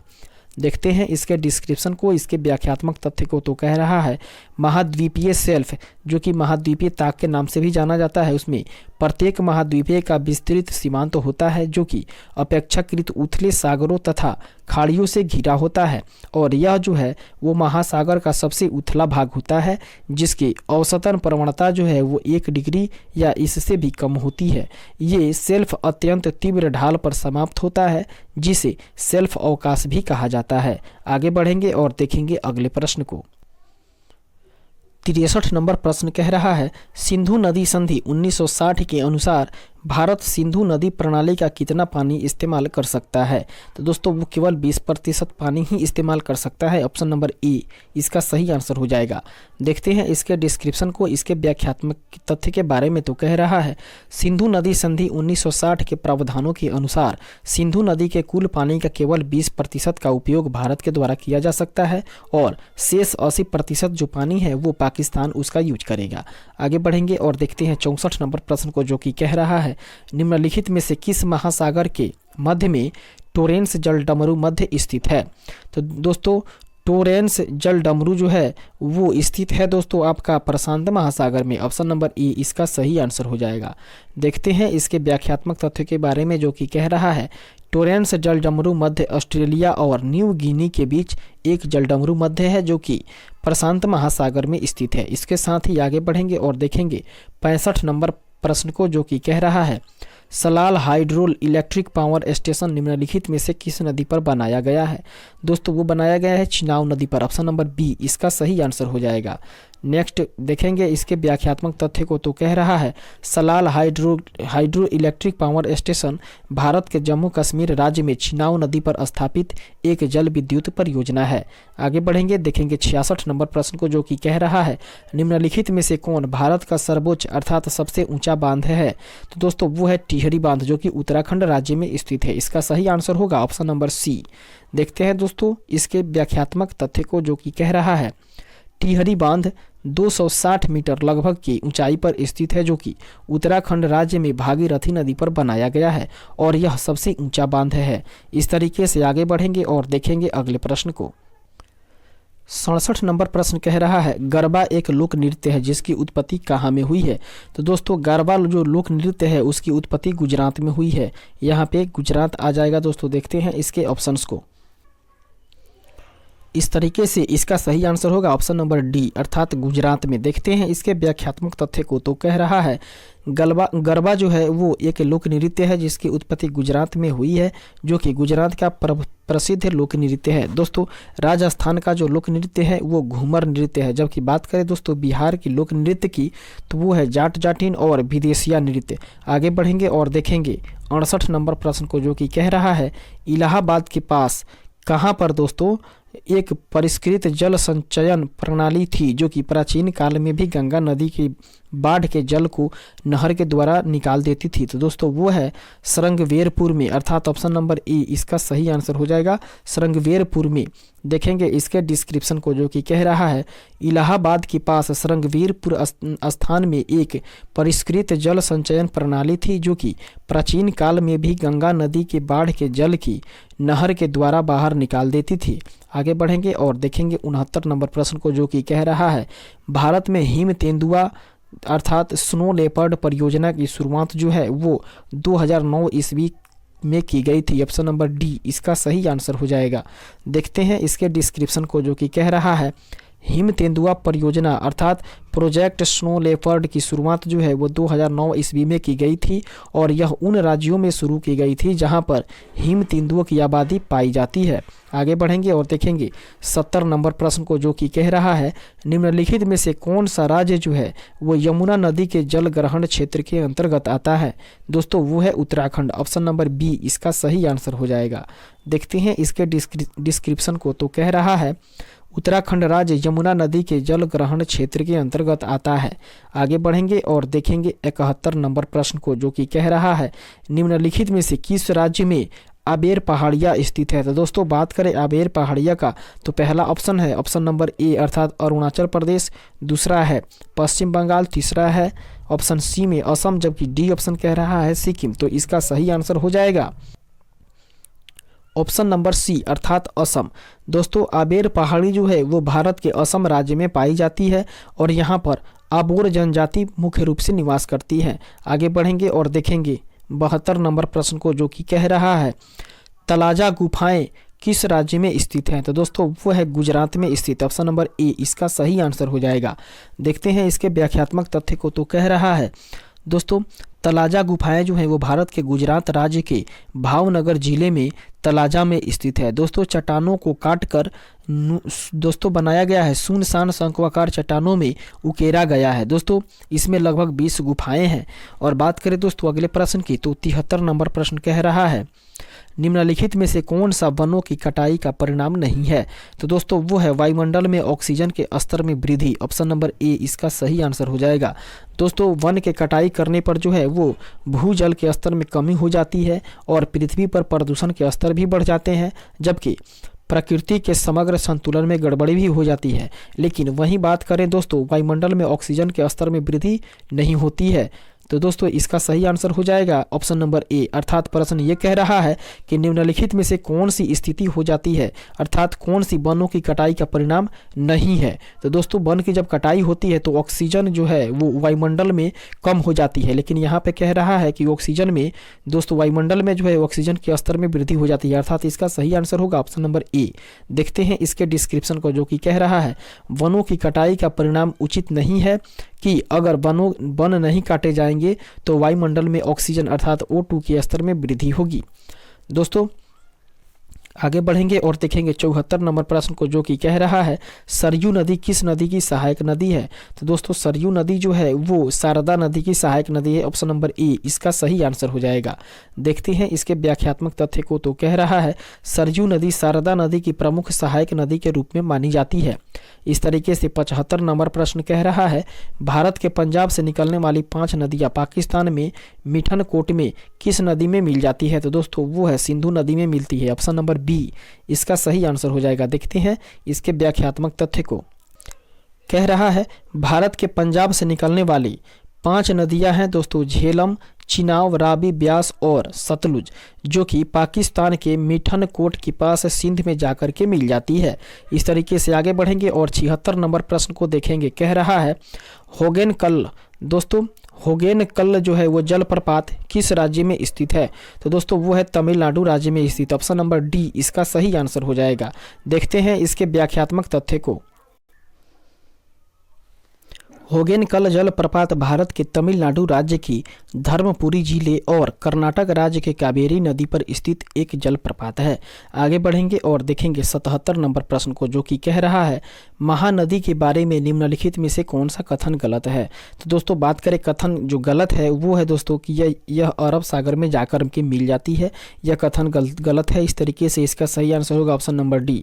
बात कर ले दोस्तों और कथनों के बारे में, तो कह रहा है यह छत्तीसगढ़ के पहाड़ी इलाकों से निकलती है, जो कि बिल्कुल सही बात है। और इसके जल ग्रहण क्षेत्र जो है उसका कुछ हिस्सा महाराष्ट्र में भी स्थित है। ये भी सही है दोस्तों। हम लोग बात कर रहे हैं महानदी के बारे में, तो इसकी लंबाई जो है वो लगभग 860 किलोमीटर लंबी है। तो इस तरीके से ये तीनों जो कथन है वो सत्य है, जबकि गलत कथन है ऑप्शन नंबर डी कि यह अरब सागर में जाकर मिलती है। ये कथन गलत है। तो इस तरीके से इसका सही आंसर हो जाएगा ऑप्शन नंबर डी। देखते हैं इसके व्याख्यात्मक तथ्य के बारे में। तो कह रहा है महानदी के बारे में यह कथन गलत है कि महानदी अरब सागर में जाकर के गिरती है। आगे बढ़ेंगे और देखेंगे 78 नंबर प्रश्न को, जो कि कह रहा है निम्नलिखित में से किस राज्य में युमंगथांग घाटी स्थित है। अर्थात युमंगथांग घाटी जो है वो स्थित है दोस्तों सिक्किम राज्य में। ऑप्शन नंबर सी इसका सही आंसर हो जाएगा। देखते हैं इसके व्याख्यात्मक तथ्य के बारे में। तो कह रहा है युमंगथांग जो नदी युमंगथांग घाटी सिक्किम राज्य में हिमालय पर्वत से घिरी हुई है और यह पठानकोट से 148 किलोमीटर की दूरी पर स्थित है। युमंगथांग घाटी को फूलों की घाटी के नाम से भी जाना जाता है। आगे बढ़ेंगे और देखेंगे 79 नंबर प्रश्न को, जो कि कह रहा है कदम बांध कदम नदी और गोदावरी नदी के संगम पर स्थित है। इसका सही आंसर हो जाएगा ऑप्शन नंबर सी। देखते हैं इसके व्याख्यात्मक तथ्य को। कह रहा है कदम परियोजना कदम नदी पर एक जलाशय है जो कदम मंडल निर्मल जिला तेलंगाना के पास गोदावरी की एक सहायक नदी पर बना हुआ है। आगे बढ़ेंगे और देखेंगे 80 नंबर प्रश्न को, जो कि कह रहा है विक्रमशिला गंगा डॉल्फिन वन्यजीव अभयारण्य निम्नलिखित में से किस राज्य में स्थित है। तो दोस्तों इसका सही आंसर हो जाएगा ऑप्शन नंबर बी अर्थात बिहार राज्य में। देखते हैं इसके डिस्क्रिप्शन को, जो कि कह रहा है विक्रमशिला गंगा डॉल्फिन अभयारण्य भारत के बिहार राज्य के भागलपुर जिले में स्थित है। इस तरीके से आगे बढ़ेंगे और देखेंगे 81 नंबर प्रश्न को, जो कि कह रहा है थार के रेगिस्तान की सबसे लंबी नदी निम्नलिखित में से कौन है। दोस्तों वो है लूनी नदी, ऑप्शन नंबर बी इसका सही आंसर हो जाएगा। देखते हैं इसके डिस्क्रिप्शन को, जो कि कह रहा है लूनी नदी जो है वो उत्तर पश्चिम भारत में थार रेगिस्तान में सबसे बड़ी नदी है। यह अजमेर के पास अरावली रेंज की पुष्कर घाटी में उत्पन्न होती है, जो कि 49 किलोमीटर की दूरी तय करने के बाद गुजरात के कच्छ में रण में जाकर के समाप्त हो जाती है। इस तरीके से आगे बढ़ेंगे और देखेंगे 82 नंबर प्रश्न को, कह रहा है भारत के कुछ हिस्सों में किसान अपने डैश की पूजा करके पोला त्यौहार मनाते हैं। अर्थात यहाँ पर जो होगा दोस्तों वो बैल हो जाएगा। अर्थात भारत के कुछ हिस्सों में किसान अपनी बैलों की पूजा करके पोला त्यौहार मनाते हैं। ऑप्शन नंबर बी इसका सही आंसर हो जाएगा। देखते हैं इसके व्याख्यात्मक तथ्य को, कह रहा है पोला त्यौहार छत्तीसगढ़, मध्य प्रदेश एवं महाराष्ट्र में मनाया जाता है और इस त्यौहार के दिन किसान अपने बैल की पूजा करते हैं और उसे सजाते हैं। दोस्तों पोला का त्यौहार जो है वो भादो माह की अमावस्या को मनाया जाता है, जिसे पिठोरी अमावस्या भी कहा जाता है। इस तरीके से आगे बढ़ेंगे और देखेंगे 83 नंबर प्रश्न को, जो कि कह रहा है बेरी नाग का जल स्रोत जो है दोस्तों वो उत्तर भारत की नदी झेलम का मुख्य स्रोत है। अर्थात झेलम नदी इसका सही आंसर हो जाएगा, ऑप्शन नंबर ए। आगे बढ़ेंगे और देखेंगे इसके डिस्क्रिप्शन को, कह रहा है झेलम सिंधु की सहायक नदी है जो कश्मीर घाटी के दक्षिण पूर्वी भाग में पीर पंजाल पर्वत में स्थित बेरी नाग झील से निकलती है। इस तरीके से आगे बढ़ेंगे और देखेंगे 84 नंबर प्रश्न को, जो कि कह रहा है भारत में सक्रिय ज्वालामुखी कहाँ पाए जाते हैं।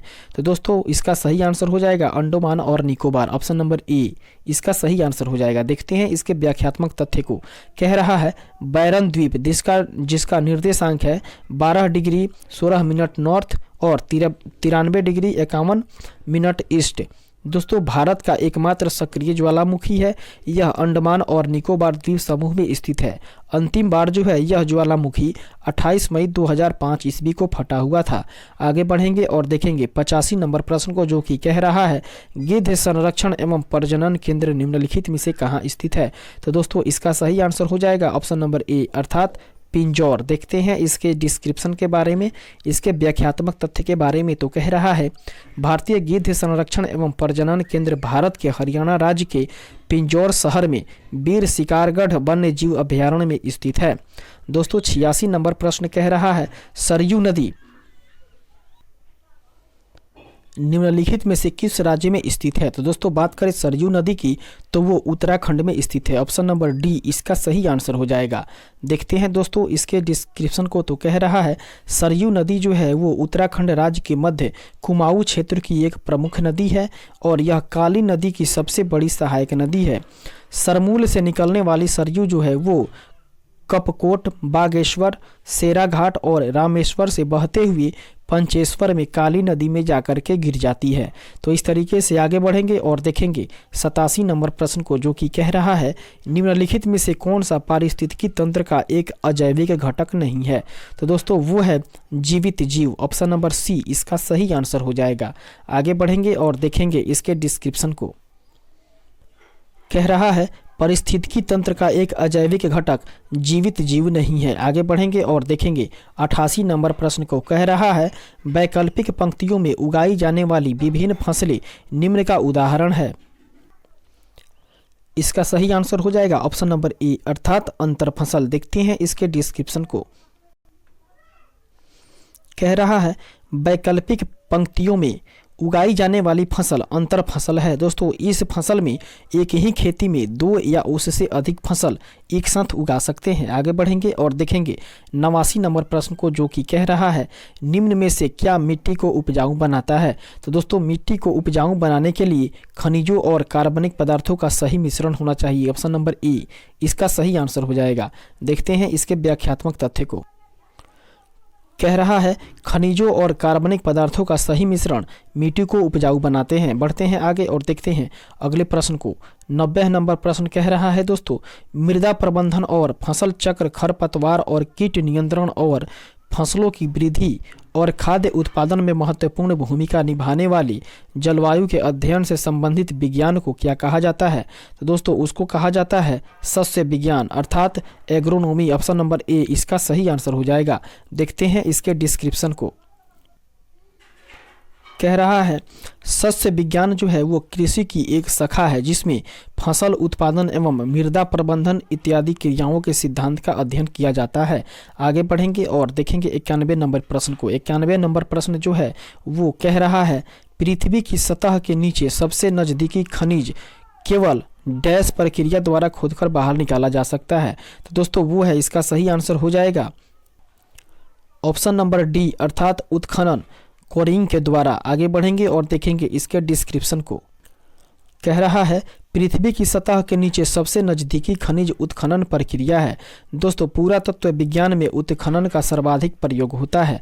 आगे बढ़ेंगे और देखेंगे 92 नंबर प्रश्न को, जो कि कह रहा है अरुणाचल प्रदेश राज्य की सबसे ऊंची चोटी निम्नलिखित में से कौन है? तो वो है दोस्तों कंगतो। ऑप्शन नंबर सी इसका सही आंसर हो जाएगा। देखते हैं इसके व्याख्यात्मक तथ्य को, जो कि कह रहा है कंगतो पूर्वी हिमालय में भारत व तिब्बत की सीमा पर स्थित एक 1760 मीटर लंबा पर्वत है और यह भारत के अरुणाचल प्रदेश राज्य का सबसे ऊंचा पहाड़ भी है। आगे बढ़ेंगे और देखेंगे 93 नंबर प्रश्न को, जो कि कह रहा है हुंडरू जलप्रपात किस नदी पर स्थित है?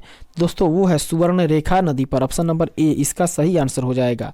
देखते हैं इसके डिस्क्रिप्शन को, जो कि कह रहा है हुंडरू जलप्रपात झारखंड की रांची में सुवर्ण रेखा नदी पर स्थित है और यहाँ जल जो है वो 320 फीट की ऊंचाई से गिरता है, जो कि राज्यों के उच्चतम जलप्रपातों में से एक है। 94 नंबर प्रश्न कह रहा है निम्नलिखित में से क्या खाद्य और जल प्रदूषण का कारण नहीं है? तो दोस्तों इसका सही आंसर हो जाएगा आवारा जानवरों द्वारा काटना। ऑप्शन नंबर ए इसका सही आंसर हो जाएगा। देखते हैं इसके डिस्क्रिप्शन को। कह रहा है खाद्य और जल प्रदूषण आवारा जानवरों के काटने से नहीं फैलता है। आगे बढ़ेंगे 95 नंबर प्रश्न को पढ़ेंगे। कह रहा है निम्नलिखित में से दोस्तों निम्नलिखित में से कौन सा बंदरगाह या टर्मिनल प्रशांत महासागर में स्थित नहीं है? इसका सही आंसर हो जाएगा ऑप्शन नंबर ए अर्थात रियो डी जेनेरियो, जो कि ब्राजील में है। आगे बढ़ेंगे और इसके डिस्क्रिप्शन को देखेंगे। कह रहा है रियो डी जेनेरियो बंदरगाह ब्राजील में पश्चिम तट पर एक कोब में स्थित है। दोस्तों खाड़ी में ये जो है वो न कि प्रशांत महासागर में स्थित है। दोस्तों आगे बढ़ेंगे और देखेंगे 96 नंबर प्रश्न को। दोस्तों ये गौनाब्रा खाड़ी में स्थित है, जबकि प्रशांत महासागर में स्थित नहीं है। देखेंगे 96 नंबर प्रश्न को। कह रहा है निम्नलिखित में से कौन सा महासागरीय गतिविधि को संदर्भित नहीं करता है? तो दोस्तों वे हैं धाराएं। ऑप्शन नंबर डी इसका सही आंसर हो जाएगा। बात करें दोस्तों इसके व्याख्यात्मक तथ्य के बारे में, तो कह रहा है महासागर के जल में सतत एवं निर्देश दिशा वाले प्रवाह को महासागरीय धारा कहते हैं। गतिविधि को परावर्तन संदर्भित नहीं करता है। आगे बढ़ेंगे और देखेंगे 97 नंबर प्रश्न को। कह रहा है निम्नलिखित में से कौन सी भारत की नदियों को आपस में जोड़ने वाली प्रथम परियोजना है? तो दोस्तों वो है Ken Betwa. Option number C इसका सही आंसर हो जाएगा। देखते हैं इसके डिस्क्रिप्शन को, जो कि कह रहा है राष्ट्रीय परिप्रेक्ष्य योजना अर्थात एनपीपी के तहत परिकल्पित केन बेतवा लिंक परियोजना देश में कार्यान्वित होने वाली नदियों को जोड़ने वाली पहली परियोजना में से एक होगी। आगे बढ़ेंगे 98 नंबर प्रश्न को देखेंगे, जो कि कह रहा है ओडिशा के किस जिले में पूर्वी घाट की सबसे ऊंची चोटी स्थित है? तो दोस्तों वो है कोरापुट। ऑप्शन नंबर बी इसका सही आंसर हो जाएगा। देखेंगे इसके डिस्क्रिप्शन को, जो कि कह रहा है कोरापुट दक्षिणी ओडिशा में पूर्वी घाट की पहाड़ियों में बसा हुआ है और यहाँ हरे भरे घास के मैदान, जंगल, झरने, तंग घाटियाँ इत्यादि हैं। आगे बढ़ेंगे देखेंगे 99 नंबर को, जो कि कह रहा है निम्नलिखित देशों में से कौन से देश 1.8 किलो लंबे फेनी पुल से जुड़ा हुआ है? तो दोस्तों वो है भारत और बांग्लादेश की देश। ऑप्शन नंबर ए इसका सही आंसर हो जाएगा। देखेंगे इसके डिस्क्रिप्शन को। कह रहा है 1.8 किलोमीटर लंबा पुल त्रिपुरा राज्य की फेनी नदी पर बना है। फेनी नदी त्रिपुरा और बांग्लादेश के बीच बहने वाली एक नदी है। इसमें दोनों देश भारत और बांग्लादेश जुड़े हुए हैं। आगे बढ़ेंगे और 100 नंबर प्रश्न को देखेंगे जो कि कह रहा है हिंद महासागर विश्व का कौन सा महासागर है। तो दोस्तों हिंद महासागर जो है वो विश्व का तीसरा सबसे बड़ा महासागर है। ऑप्शन नंबर बी इसका सही आंसर हो जाएगा। देखते हैं इसके डिस्क्रिप्शन को। कह रहा है हिंद महासागर दुनिया का तीसरा सबसे बड़ा समुद्र है और पृथ्वी की सतह पर उपस्थित पानी का लगभग 20% भाग इसमें समाहित है। इस तरीके से 100 नंबर प्रश्न के बाद अब हम लोग आगे बढ़ेंगे और देखेंगे 101 नंबर प्रश्न को। 101 नंबर प्रश्न कह रहा है माही और सामे नदियों के संगम पर निम्नलिखित में से कौन सा उत्सव मनाया जाता है। तो दोस्तों इसका सही आंसर हो जाएगा बनेश्वर उत्सव। Option number A. देखेंगे इसके डिस्क्रिप्शन को, इसके व्याख्यात्मक तथ्य को। तो कह रहा है बनेश्वर मेला राजस्थान का प्रसिद्ध मेला है जो कि सोम, माही व जाखम नदियों के पवित्र संगम पर माह जो है वो शुक्ल पूर्णिमा के अवसर पर मनाया जाता है। दोस्तों आगे बढ़ेंगे 102 नंबर प्रश्न को देखेंगे। कह रहा है ओमान की खाड़ी और लाल सागर निम्न महासागर का हिस्सा है। अर्थात ओमान की खाड़ी और लाल सागर जो है वो हिंद महासागर का हिस्सा है। ऑप्शन नंबर डी इसका सही आंसर हो जाएगा। देखते हैं इसके व्याख्यात्मक तथ्य को। कह रहा है ओमान की खाड़ी और लाल सागर हिंद महासागर का हिस्सा है। लाल सागर जो है वो अफ्रीका एवं एशिया के बीच हिंद महासागर की एक नमकीन पानी की खाड़ी है। आगे बढ़ेंगे 103 नंबर प्रश्न को देखेंगे जो कि कह रहा है निम्नलिखित में से किस महासागर का सबसे गहरा बिंदु जावा गर्त है। तो दोस्तों वो है हिंद महासागर का। ऑप्शन नंबर बी इसका सही आंसर हो जाएगा। बात करें दोस्तों जावा गर्त की, तो जावा गर्त जिसे सुंडा गर्त के नाम से भी जाना जाता है जो कि हिंद महासागर में स्थित एक समुद्री खाई है। और जावा गर्त की गहराई की बात करें तो दोस्तों वो है 8152 लगभग मीटर। आगे बढ़ेंगे और देखेंगे अगले प्रश्न को। 104 नंबर प्रश्न कह रहा है भारत में किस निर्जन द्वीप में एक पक्षी अभ्यारण्य स्थित है। दोस्तों इसका सही आंसर हो जाएगा पिट्टी द्वीप। Option number A. देखते हैं इसके व्याख्यात्मक तथ्य को। कह रहा है पिट्टी जिसे कि पक्षी पिट्टी के नाम से भी जाना जाता है, उसको पक्षी पिट्टी भी कहते हैं, वो भारत के लक्षद्वीप अर्थात द्वीप समूह केंद्र शासित प्रदेश में स्थित है।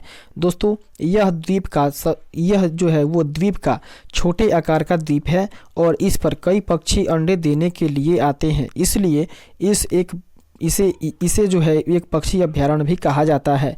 आगे बढ़ेंगे और देखेंगे 105 नंबर प्रश्न को जो कि कह रहा है निम्नलिखित में से किस जनजाति का संबंध नीलगिरी पर्वतों से है। दोस्तों वो है टोडा जनजाति। ऑप्शन नंबर ए इसका सही आंसर हो जाएगा।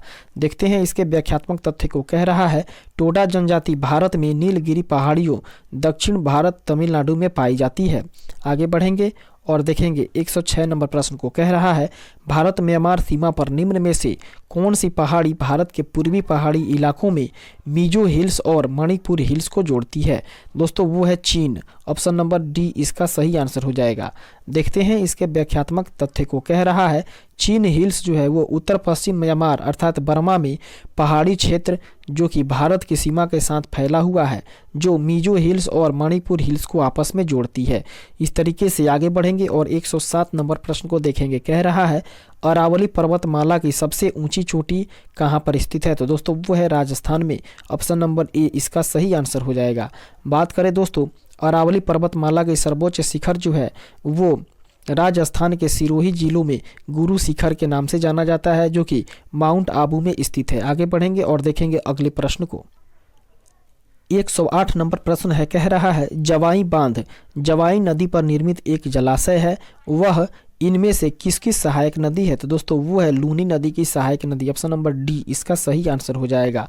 बात करें दोस्तों जवाई बांध जवाई नदी पर निर्मित एक जलाशय है जो लूनी नदी की एक सहायक नदी है और यह राजस्थान राज्य में बना हुआ है। इस तरीके से 109 नंबर प्रश्न को देखेंगे जो कि कह रहा है रंचना द्वाब निम्नलिखित में से किन दो नदियों के बीच में स्थित है? तो दोस्तों वो है रावी और चिनाब नदी के बीच में। ऑप्शन नंबर सी इसका सही आंसर हो जाएगा। देखते हैं इसके डिस्क्रिप्शन को, जो कि कह रहा है चिनाब नदी और रावी नदी के बीच का क्षेत्र संरचना दोआब कहलाता है, और दोआब का मतलब होता है दो नदियों के बीच वाला क्षेत्र। आगे बढ़ेंगे और देखेंगे 110 नंबर प्रश्न को, जो कि कह रहा है देश के प्राचीन झीलों में से एक लेंडिया तालाब किस भारतीय शहर में स्थित है? तो दोस्तों बात करें लेंडिया तालाब की, तो वो भारत के भोपाल में स्थित है। ऑप्शन नंबर ए इसका सही आंसर हो जाएगा। देखते हैं इसके डिस्क्रिप्शन को, जो कि कह रहा है लेंडिया तालाब भोपाल में मानव निर्मित एक झील है और इसके पूर्वी छोर पर भोपाल शहर में बसा हुआ है। दोस्तों इसका पूर्वी छोर पर भोपाल जो बसा हुआ है, जबकि इसके दक्षिण में वन विहार राष्ट्रीय उद्यान स्थित है। आगे बढ़ेंगे और देखेंगे 111 नंबर प्रश्न को, जो कि कह रहा है हंसदेव और जोके नदियाँ भारत के किस राज्य में पाई जाती है? दोस्तों वो है छत्तीसगढ़ राज्य में। ऑप्शन नंबर बी इसका सही आंसर हो जाएगा।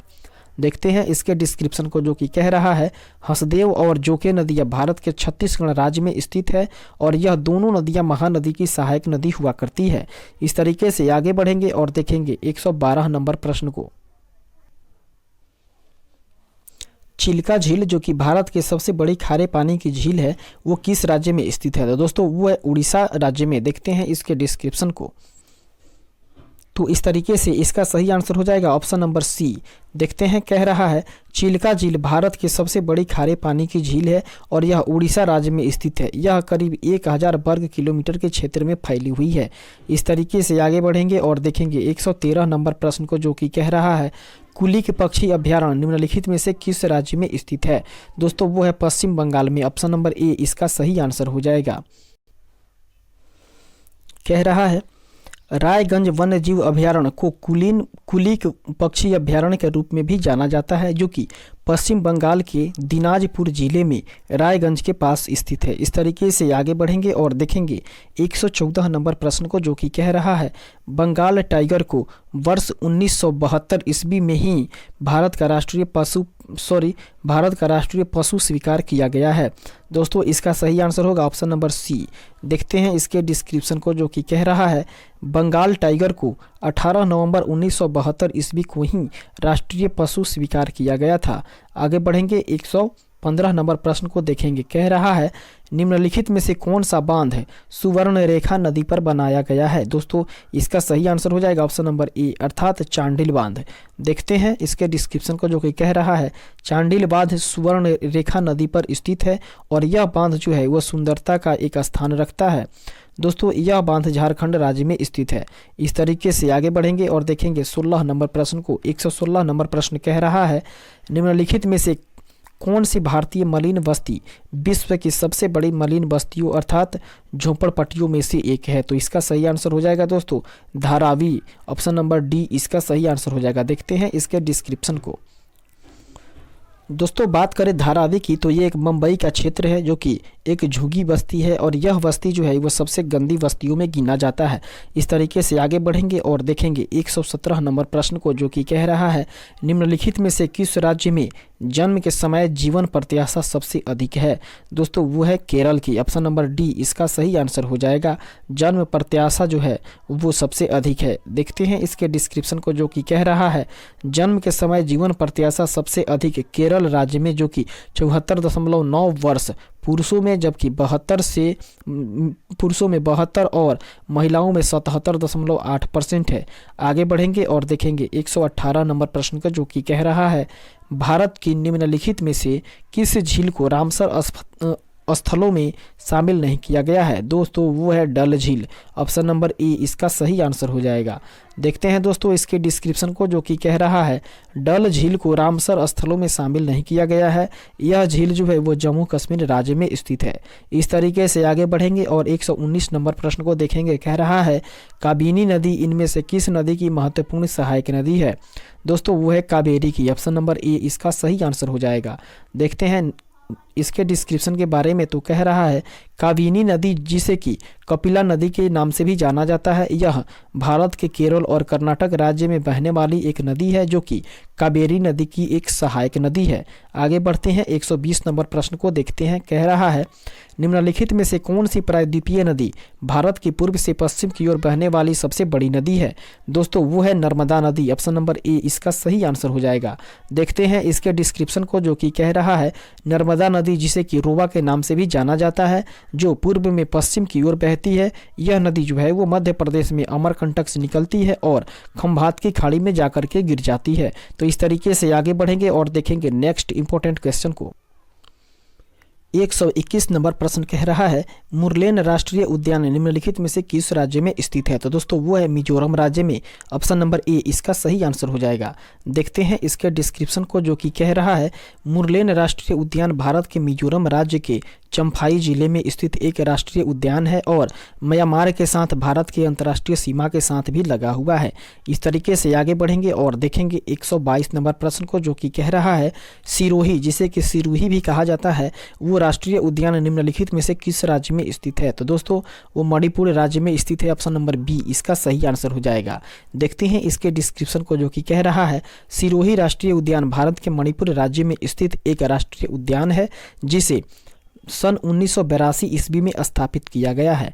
आगे बढ़ेंगे और 123 नंबर प्रश्न को देखेंगे, जो कि कह रहा है डैश नदी पीर पंजाल पर्वतमाला के समानांतर उत्तर पश्चिम दिशा में बहती है और जो किश्तवाड़ जो है उसके पास की पर्वतमाला को काटती है। दोस्तों इसका सही आंसर हो जाएगा ऑप्शन नंबर डी, अर्थात चिनाव नदी ही है जो पीर पंजाल पर्वतमाला के समानांतर उत्तर पश्चिम दिशा में बहती है और किश्तवाड़ के पास की पर्वतमाला को काटती है। सही आंसर होगा ऑप्शन नंबर डी, चिनाव नदी। देखते हैं इसके व्याख्यात्मक तथ्य को, जो कि कह रहा है चिनाव नदी पीर पंजाल पर्वतमाला के समानांतर उत्तर पश्चिम दिशा की ओर बहती है और किश्तवाड़ के पास की पर्वतमाला को काटती है। आगे बढ़ेंगे 124 नंबर प्रश्न को देखेंगे, जो कि कह रहा है निम्नलिखित में से कौन सा अपशिष्ट प्रबंधन का एक अस्थायी तरीका नहीं है? तो दोस्तों उसका सही आंसर हो जाएगा ऑप्शन नंबर ए, अर्थात जलाना। देखते हैं इसके डिस्क्रिप्शन को, कह रहा है अपशिष्ट प्रबंधन को जलाना एक अस्थायी तरीका नहीं है। आगे बढ़ेंगे 125 नंबर प्रश्न को देखेंगे, जो कि कह रहा है चावल की उपज के लिए डैश की आवश्यकता होती है? तो दोस्तों चावल की उपज के लिए उच्च तापमान, उच्च आर्द्रता और वर्षा की आवश्यकता होती है। ऑप्शन नंबर ए इसका सही आंसर हो जाएगा। देखते हैं इसके डिस्क्रिप्शन को, कह रहा है चावल की उपज के लिए उच्च तापमान, उच्च आर्द्रता और वर्षा की आवश्यकता होती है।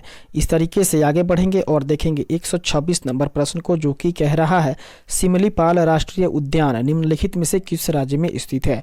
तो दोस्तों सिमलीपाल जो है वो उड़ीसा राज्य में स्थित है। ऑप्शन नंबर ए इसका सही आंसर हो जाएगा। आगे बढ़ते हैं और देखते हैं इसके व्याख्यात्मक तथ्य को, तो कह रहा है सिमलीपाल राष्ट्रीय उद्यान भारत के उड़ीसा राज्य के मयूरभंज जिले में स्थित एक राष्ट्रीय उद्यान है तथा यह एक हाथी अभयारण्य भी है। तो इस तरीके से आगे बढ़ेंगे और देखेंगे 127 नंबर प्रश्न को, जो कि कह रहा है गोरी चेन डैश में स्थित सबसे ऊंची पर्वत चोटी है? तो दोस्तों गोरी चेन जो है वो अरुणाचल प्रदेश में स्थित सबसे ऊंची पर्वत चोटी है। ऑप्शन नंबर ए इसका सही आंसर हो जाएगा। देखते हैं इसके व्याख्या के बारे में, तो कह रहा है गोरी चेन पर्वत चोटी भारतीय राज्य के अरुणाचल प्रदेश में तवांग और पश्चिम कामेंग जिले के बीच में मौजूद एक पर्वत चोटी है। इस तरीके से आगे बढ़ेंगे और 128 नंबर प्रश्न को देखेंगे, कह रहा है सूती वस्त्र केलिको की उत्पत्ति वर्तमान में किस राज्य में हुआ है? तो दोस्तों वो हुआ है केरल राज्य में। ऑप्शन नंबर बी इसका सही आंसर हो जाएगा। देखते हैं इसके डिस्क्रिप्शन को, जो कि कह रहा है भारत के केरल राज्य के कालीकट बंदरगाह पर वहां से इंग्लैंड देश जाने वाली सूती वस्त्र को केलिको कहते थे। दोस्तों साधारण जो बुनावट है उसके साधारण बुनावट के सफ़ेद सूती कपड़े को इंग्लैंड में केलिको कहते हैं। इस तरीके से आगे बढ़ेंगे और देखेंगे 129 नंबर प्रश्न को, जो कि कह रहा है आदि कैलाश पर्वत किस राज्य में स्थित है? तो दोस्तों आदि कैलाश पर्वत जो है वो उत्तराखंड राज्य में स्थित है। ऑप्शन नंबर ए इसका सही आंसर हो जाएगा। देखते हैं इसके डिस्क्रिप्शन को, कह रहा है आदि कैलाश पर्वत उत्तराखंड राज्य में स्थित है। यह अपनी प्रकृति सुंदरता के लिए प्रसिद्ध है। इस तरीके से देखते हैं दोस्तों, आगे बढ़ते हैं और 130 नंबर प्रश्न को देखते हैं। कह रहा है दिल्ली, मुंबई, चेन्नई और कोलकाता के 4 प्रमुख शहरों को जोड़ने वाला स्वर्णिम चतुर्भुज परियोजना का हिस्सा निम्नलिखित में से कौन है? तो दोस्तों वो है भारतमाला परियोजना। ऑप्शन नंबर बी इसका सही आंसर हो जाएगा। देखते हैं इसके डिस्क्रिप्शन को। तो कह रहा है दिल्ली, मुंबई, चेन्नई और कोलकाता 4 प्रमुख शहरों को जोड़ने वाली स्वर्णिम चतुर्भुज परियोजना को भारतमाला परियोजना कहा जाता है। दोस्तों 131 नंबर प्रश्न कह रहा है धौलागिरी डैश में स्थित हिमालय की एक प्रमुख पर्वत चोटी है। तो दोस्तों धौलागिरी जो है वो नेपाल में स्थित हिमालय की एक पर्वत चोटी है। ऑप्शन नंबर सी इसका सही आंसर हो जाएगा। देखते हैं इसके डिस्क्रिप्शन के बारे में। तो कह रहा है धौलागिरी हिमालय का एक पर्वतीय पुंजक है जो नेपाल में काली गंडक नदी से प्रारंभ होकर 120 किलोमीटर की दूर स्थित भेरी नदी तक फैला हुआ है। इस तरीके से देखते हैं 132 नंबर प्रश्न को, जो कि कह रहा है उस सीमा क्षेत्र को क्या कहते हैं जहां से महासागर के तापमान में तेजी से गिरावट आती है? तो दोस्तों वो है ताप प्रवणता अर्थात थर्मोक्लाइन। ऑप्शन नंबर ए इसका सही आंसर हो जाएगा। देखते हैं इसके डिस्क्रिप्शन को, जो कि कह रहा है महासागर के तापमान में तेजी से गिरावट आती है उसे ताप प्रवणता अर्थात थर्मोक्लाइन कहा जाता है। ऐसा अनुमान है कि जल के कुल आयतन का लगभग 90% गहरे महासागर में ताप प्रवणता के नीचे पाया जाता है। इस तरीके से 133 नंबर प्रश्न को देखते हैं, जो कि कह रहा है नागझीरा टाइगर रिजर्व कहाँ पर स्थित है? तो दोस्तों नागझीरा टाइगर रिजर्व जो है वो महाराष्ट्र में स्थित है। ऑप्शन नंबर डी इसका सही आंसर हो जाएगा। देखते हैं इसके डिस्क्रिप्शन को। कह रहा है नेवेगांग नागझीर टाइगर रिजर्व को 12 दिसंबर 2013 ईस्वी को भारत के 64वें टाइगर रिजर्व के रूप में अधिसूचित किया गया था। यह महाराष्ट्र राज्य में स्थित है। दोस्तों आगे बढ़ेंगे और देखेंगे 134 नंबर प्रश्न को, जो कि कह रहा है निम्नलिखित में से कौन सी महासागरीय धाराओं की विशेषता नहीं है? तो दोस्तों वो है उसकी कोई निश्चित दिशा नहीं होती है। ऑप्शन नंबर डी इसका सही आंसर हो जाएगा। देखते हैं इसके व्याख्यात्मक तथ्य को। तो कह रहा है महासागरीय धाराओं की कोई निश्चित दिशा नहीं होती है। यह कथन महासागरीय धाराओं की विशेषता नहीं है। इस तरीके से 135 नंबर प्रश्न को देखते हैं, जो कि कह रहा है भारत में वन्य संरक्षण अधिनियम वर्ष 1980 ईस्वी में पारित किया गया था। ऑप्शन नंबर बी इसका सही आंसर हो जाएगा। देखते हैं इसके व्याख्यात्मक तथ्य को। तो कह रहा है भारत में वन्य संरक्षण अधिनियम जो है वो 1980 ईस्वी में पारित किया गया था और इसमें वनों की कटाई को सीमित करने, जैव विविधता और वन्य जीवों को बचाने का लक्ष्य भी रखा गया था। इस तरीके से आगे बढ़ेंगे और देखेंगे 136 नंबर प्रश्न को, जो कि कह रहा है निम्नलिखित में से कौन सी नदी तिब्बत, भारत और बांग्लादेश से होकर बहती है? तो दोस्तों वो है ब्रह्मपुत्र नदी। देखते हैं ऑप्शन नंबर ए इसका सही आंसर हो जाएगा। कह रहा है इसके व्याख्यात्मक तथ्य ब्रह्मपुत्र नदी जो है वो तिब्बत, भारत और बांग्लादेश से होकर बहती है। और इस नदी की उद्गम स्थल के बारे में बात की जाए तो दोस्तों ब्रह्मपुत्र नदी का जो उद्गम स्थल है वो तिब्बत में स्थित मानसरोवर झील के निकट से होती है। तो इस तरीके से आगे बढ़ेंगे और देखेंगे अगले प्रश्न को, जो कि 137 नंबर प्रश्न के रूप में है। कह रहा है बड़ी संख्या में गहरी गलियों या घाटी वाले क्षेत्रों को क्या कहा जाता है? दोस्तों उसको कहा जाता है वेटलैंड स्थलाकृति। ऑप्शन नंबर ए इसका सही आंसर हो जाएगा। देखते हैं इसके व्याख्यात्मक तथ्य को। कह रहा है बड़ी संख्या में गहरी गलियों या घाटी वाले क्षेत्र को वेटलैंड स्थलाकृति कहते हैं। यह एक प्रकार का सूखा भूभाग होता है।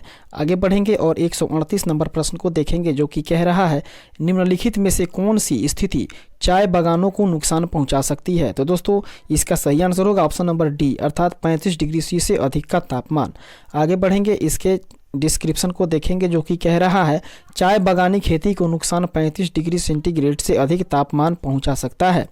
आगे बढ़ेंगे 139 नंबर प्रश्न को देखेंगे, जो कि कह रहा है भारत और बांग्लादेश डैश के प्रमुख उत्पादक हैं। अर्थात भारत और बांग्लादेश जो है वो जूट के प्रमुख उत्पादन है। ऑप्शन नंबर ए इसका सही आंसर हो जाएगा। देखते हैं इसके डिस्क्रिप्शन को, जो कि कह रहा है भारत और बांग्लादेश जूट के उत्पादन में विश्व का सबसे बड़ा उत्पादित देश है और जूट उत्पादक जो है वो जूट उत्पाद बांग्लादेश विश्व बाजार में भारत के मुख्य प्रतियोगी के रूप में उभरा हुआ है। आगे बढ़ेंगे 140 नंबर प्रश्न को देखेंगे। 140 नंबर प्रश्न कह रहा है निम्नलिखित में से कौन सा स्मारक राजस्थान में स्थित है? तो दोस्तों वो है हवा महल। ऑप्शन नंबर डी इसका सही आंसर हो जाएगा। देखते हैं दोस्तों इसके व्याख्यात्मक तथ्य के बारे में। तो कह रहा है हवा महल भारतीय राज्य राजस्थान की राजधानी जयपुर में एक राजसी महल है दोस्तों। इसे सन 1799 ईस्वी में महाराज सवाई प्रताप सिंह ने बनवाया था। आगे बढ़ेंगे, 141 नंबर प्रश्न को देखेंगे जो कि कह रहा है नर्मदा नदी मध्य प्रदेश में किस नाम से जानी जाती है। या सॉरी दोस्तों, कह रहा है नर्मदा नदी मध्य प्रदेश में कहाँ से निकलती है। दोस्तों इसका सही आंसर हो जाएगा अमरकंटक की पहाड़ियों से। ऑप्शन नंबर बी इसका सही आंसर हो जाएगा। अर्थात नर्मदा नदी जो है वो मध्य प्रदेश में अमरकंटक की पहाड़ियों से ही निकलती है। देखते हैं इसके डिस्क्रिप्शन को। कह रहा है नर्मदा नदी का उद्गम स्थल मैकाल पर्वत की अमरकंटक की पहाड़ियों में है। दोस्तों अरब सागर में गिरने वाली प्रायद्वीपीय भारत की यह सबसे बड़ी नदी है जो कि पश्चिम दिशा की ओर बहती है। दोस्तों बात करें अगले पॉइंट की तो कह रहा है विंध्याचल एवं सतपुड़ा के बीच यह एक भ्रंश घाटी से होकर गुजरती है और जबलपुर के पास यह धुआंधार जलप्रपात बनाती है। दोस्तों खंभात की खाड़ी में गिरने से पहले यह ज्वर नदमुख का निर्माण भी करती है। दोस्तों बात करें अगले पॉइंट की तो कह रहा है नर्मदा नदी जो है वो 3 राज्यों अर्थात मध्य प्रदेश, महाराष्ट्र और गुजरात से होकर के बहती है। अगला प्रश्न देखते हैं 142 नंबर प्रश्न को। 142 नंबर प्रश्न कह रहा है डैश भारत का एक प्रमुख लौह अयस्क क्षेत्र है। अर्थात ओडिशा झारखंड क्षेत्र जो है वो भारत का एक प्रमुख लौह अयस्क क्षेत्र है। ऑप्शन नंबर डी इसका सही आंसर हो जाएगा। देखते हैं इसके व्याख्यात्मक तथ्य को तो कह रहा है भारत का सबसे बड़ा लौह अयस्क क्षेत्र ओडिशा झारखंड के सीमावर्ती जिलों में फैला हुआ है। दोस्तों झारखंड का सिंह भूमि जो है वो सिंह भूमि जिला जो है वो उड़ीसा का कोएडर जिला इस श्रेणी में आते हैं। अर्थात दोस्तों बात करें लौह अयस्क के क्षेत्र के लिए तो झारखंड का जो सिंह भूमि जिला है वो और उड़ीसा का जो कोएडर जिला है वो ये दोनों क्षेत्र जो हैं वो लौह अयस्क क्षेत्र के अंतर्गत आते हैं। दोस्तों बात करें लौह अयस्क के उत्पादन में भारत का ये 6ठा स्थान रखते हैं, जबकि सर्वाधिक लौह अयस्क भंडार वाले जो राज्य हैं वो है कर्नाटक, ओडिशा और झारखंड। जबकि दोस्तों अगले पॉइंट में हम लोग देखें कह रहा है सर्वाधिक लौह अयस्क उत्पादन करने वाले जो राज्य हैं वो हैं ओडिशा, कर्नाटक और झारखंड।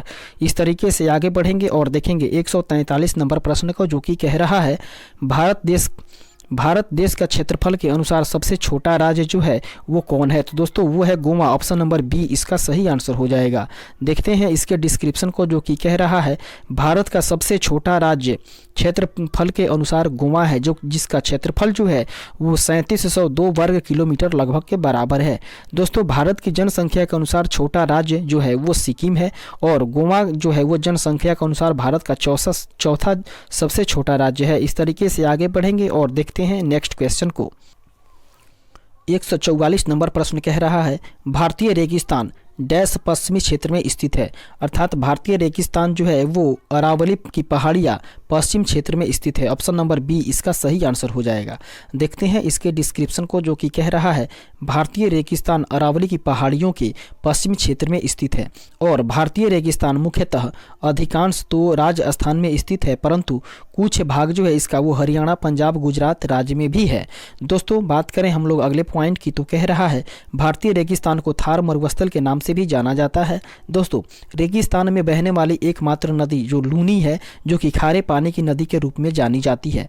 दोस्तों नीलगिरी जो है वो भारत के पश्चिमी घाट की एक पर्वतमाला है और नीलगिरी की पहाड़ियों का कुछ हिस्सा जो है वो तमिलनाडु और कर्नाटक, केरल में भी पाया जाता है। इस तरीके से यहाँ की सबसे ऊंची चोटी जो है वो डोडा बेटा है। और दोस्तों बात करें कैमूर की पहाड़ी जो है वो विंध्य पर्वत श्रेणी का पूर्वी हिस्सा है जो कि मध्य प्रदेश के जबलपुर जिले के पास कंगली से शुरू होता है, कंलगी से शुरू होता है। दोस्तों बात करें कैमूर की पहाड़ी से तो वो सोन, होंक्स, केन आदि मुख्यतः नदियां निकलती है। दोस्तों अगले पॉइंट में यदि हम लोग बात करें तो कह रहा है हिमाद्री की पहाड़ियाँ जो कि हिमालय की सबसे उत्तरी श्रेणी को बृहत हिमालय या ग्रेट हिमालय, हिमाद्री आदि नामों से जाना जाता है और यह हिमालय की सर्वाधिक सतत और सबसे ऊंची पर्वत श्रेणी भी है। दोस्तों बात करें हिमाद्री की औसत ऊंचाई की तो इसकी औसत ऊंचाई जो है वो है 6000 मीटर। दोस्तों अगले प्रश्न को देखते हैं जो कि 145 नंबर प्रश्न के रूप में है। कह रहा है भारत और श्रीलंका को डैश के द्वारा विभाजित किया जाता है, अर्थात भारत और श्रीलंका को जो है वो पाक जलडमरू मध्य के द्वारा ही विभाजित किया जाता है। ऑप्शन नंबर सी इसका सही आंसर हो जाएगा। देखते हैं इसके व्याख्यात्मक तथ्य को। तो कह रहा है भारत और श्रीलंका को पाक जलडमरू मध्य के द्वारा विभाजित किया जाता है और यह जल संधि जो है वो पूर्वोत्तर की पाक की खाड़ी को दक्षिण पश्चिम में मन्नार की खाड़ी से जोड़ता है, जबकि बेरिंग जलडमरू मध्य जो है वो रूस और यूएसए को विभाजित करती है। इस तरीके से आगे बढ़ेंगे और देखेंगे अगले प्रश्न को। 146 नंबर प्रश्न कह रहा है सबसे बड़ा नदी द्वीप माजुली निम्न में से किस नदी पर स्थित है। तो दोस्तों बात करें माजुली द्वीप की तो वो ब्रह्मपुत्र नदी पर स्थित है। ऑप्शन नंबर सी इसका सही आंसर हो जाएगा। और इसके डिस्क्रिप्शन के बारे में बात करें तो दोस्तों कह रहा है माजुली द्वीप ब्रह्मपुत्र नदी पर असम में स्थित है और ब्रह्मपुत्र नदी का जो उद्गम है वो हिमालय के उत्तर में तिब्बत के पुरंग जिले में स्थित मानसरोवर झील के निकट होता है, जबकि ब्रह्मपुत्र नदी जो है वो 3 देशों से होकर बहती है, जिसमें कि भारत, तिब्बत और बांग्लादेश ये तीनों देश सम्मिलित है, जहां से होकर के दोस्तों ये ब्रह्मपुत्र नदी बहती है। दोस्तों बात करें हम लोग अगले पॉइंट की तो कह रहा है कावेरी नदी पश्चिमी घाट के पर्वत ब्रह्मगिरी से निकलती है, जबकि यह कर्नाटक और तमिलनाडु राज्य में बहती है और यह बंगाल की खाड़ी में जाकर के गिर जाती है।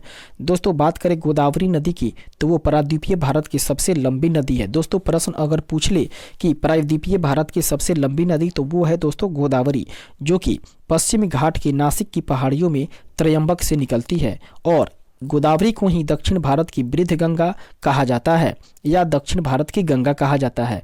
दोस्तों नर्मदा नदी का जो उद्गम है वो मैकाल पर्वत की अमरकंटक चोटी से है और दोस्तों बात करें तो यह जो है वो अरब सागर में गिरने वाली प्रायद्वीपीय नदी जो कि अरब सागर में गिरने वाली प्रायद्वीपीय भारत की सबसे बड़ी नदी है। कौन दोस्तों? वो है नर्मदा। आगे बढ़ेंगे और देखेंगे अगले प्रश्न को। 147 नंबर प्रश्न कह रहा है खरीफ फसलों को डैश मौसम की शुरुआत के साथ बोई जाने वाली फसलों के रूप में वर्णित किया जाता है। तो दोस्तों खरीफ फसल को जो है वो वर्षा मौसम की शुरुआत के साथ बोई जाने वाली फसलों के रूप में वर्णित किया जाता है। ऑप्शन नंबर बी इसका सही आंसर हो जाएगा। देखते हैं इसके डिस्क्रिप्शन को, जो कि कह रहा है खरीफ की फसलों के लिए वर्षा मौसम का समय बहुत अच्छा माना जाता है और खरीफ फसल की बुआई जो है वो जुलाई महीने में और इसकी कटाई जो है वो अक्टूबर के महीने में कर दी जाती है। दोस्तों बात करें हम लोग खरीफ फसल के बारे में तो खरीफ फसलें जो हैं वो है धान, मक्का, ज्वार, बाजरा, मूंग, जूट आदि इत्यादि जो फसल हैं वो खरीफ फसल हैं। और यदि हम लोग बात करें रबी फसल की तो ये उत्तर भारत में अक्टूबर में बोई जाती है और फरवरी मार्च के महीने में इसे काट ली जाती है। जबकि दोस्तों बात करें रबी फसल की मुख्य फसलों के बारे में तो उसमें गेहूं, जौ, चना, सरसों, मसूर इत्यादि को सम्मिलित किया जाता है।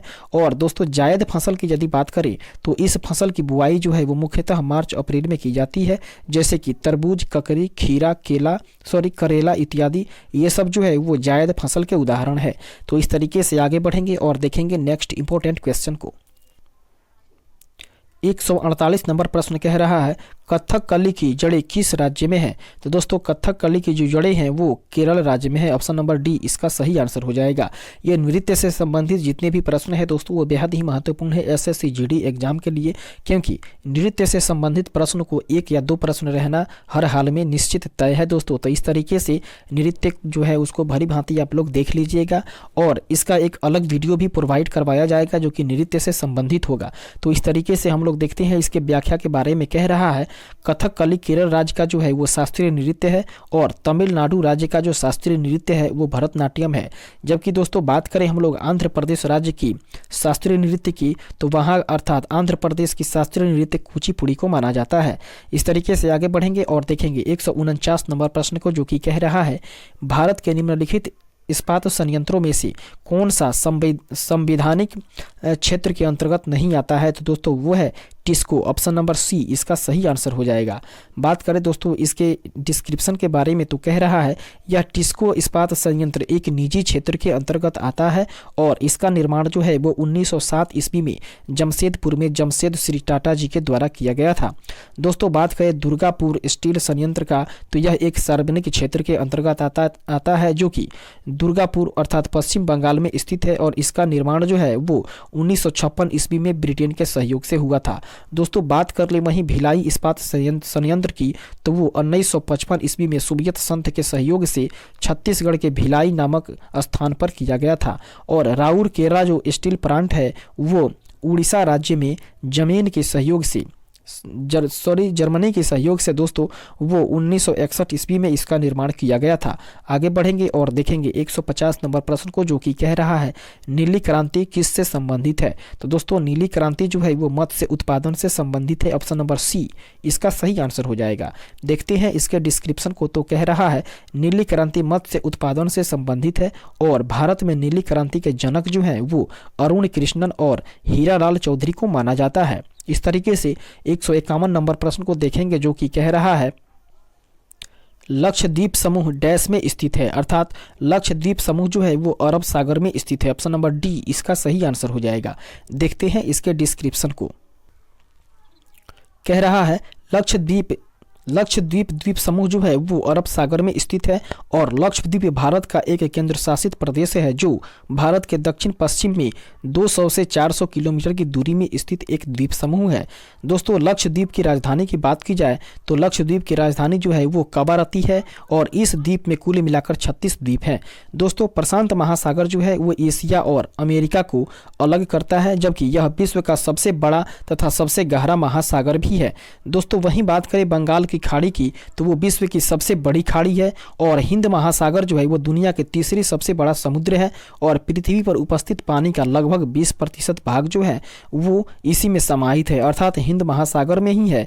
20% भाग इसमें समाहित है पानी का। इस तरीके से आगे बढ़ेंगे और देखेंगे 152 नंबर प्रश्न को, जो कि कह रहा है प्रकृति में रेतीली और गुण में लवणीय निम्नलिखित में से कौन सी होती है। तो दोस्तों वो होती है शुष्क मिट्टी। ऑप्शन नंबर ए इसका सही आंसर हो जाएगा। देखते हैं इसके व्याख्या को, तो कह रहा है दोस्तों शुष्क मिट्टी प्रायः प्रकृति में रेतीली और गुण में लवणीय होती है और शुष्क मिट्टी जो कि मुख्यतः राजस्थान, हरियाणा, दक्षिण पंजाब क्षेत्रों में पाई जाती है और इस मिट्टी में जो है गेहूं, बाजरा, मूंगफली मुख्य रूप से उगाई जाती है। दोस्तों सबसे ज़्यादा जलोढ़ मिट्टी होती है और जो हिमालय की नदियों के द्वारा लाई गई अपशिष्ट से बनती है। दोस्तों बात करें तो ये जो है वो दो तरह की पाई जाती है, एक दोमट मिट्टी और एक खादर मिट्टी।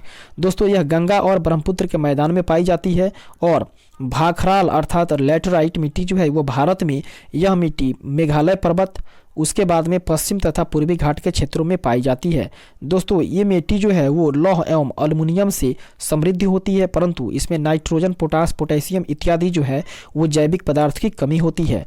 और दोस्तों बात करें इसकी उर्वरता की तो वो बहुत कम होती है और इसी की वजह से इसमें काजू आदि फसलें पाई जाती है। तो इस तरीके से बात करें दोस्तों काली मिट्टी के बारे में, तो काली मिट्टी का जो विकास है वो महाराष्ट्र, पश्चिम मध्य प्रदेश और गुजरात, राजस्थान तथा आंध्र प्रदेश, तमिलनाडु के दक्कन लावा के अपक्षय से हुआ है दोस्तों, और इसे स्थानीय रूप से रेगुर मिट्टी के रूप में भी पाया जाता है। दोस्तों आगे बढ़ेंगे और देखेंगे नेक्स्ट इंपॉर्टेंट क्वेश्चन को। 153 नंबर प्रश्न कह रहा है निम्न में से कौन सी सिंधु नदी की उपनदी नहीं है। दोस्तों वो है गंगा नदी। ऑप्शन नंबर ए इसका सही आंसर हो जाएगा। देखते हैं इसके व्याख्यात्मक तथ्य को, तो कह रहा है सिंधु नदी का उद्गम तिब्बत में मानसरोवर झील के निकट ग्रेमायंग डूंडा ग्लेशियर से होता है और इसकी सहायक नदियों में झेलम, चिनाब, रावी, ब्यास, सतलज और जास्कर आदि नदियां सम्मिलित हैं। दोस्तों झेलम नदी जो है वो पीर पंजाल पर्वत में स्थित शेषनाग झील के निकट वुलर झील में मिलती है, जबकि झेलम तथा रावी नदियां जो हैं वो पाकिस्तान में चिनाब नदी में जाकर के मिल जाती है।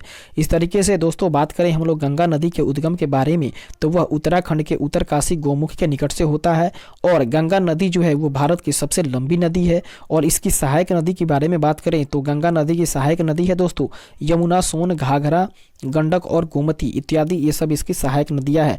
दोस्तों बात करें हम लोग अगर रावी नदी की, तो इसका उद्गम जो है वो कांगड़ा के रोहतांग दर्रे के निकट से है, जबकि चिनाब नदी जो है वो सिंधु की सहायक नदी हुआ करती है।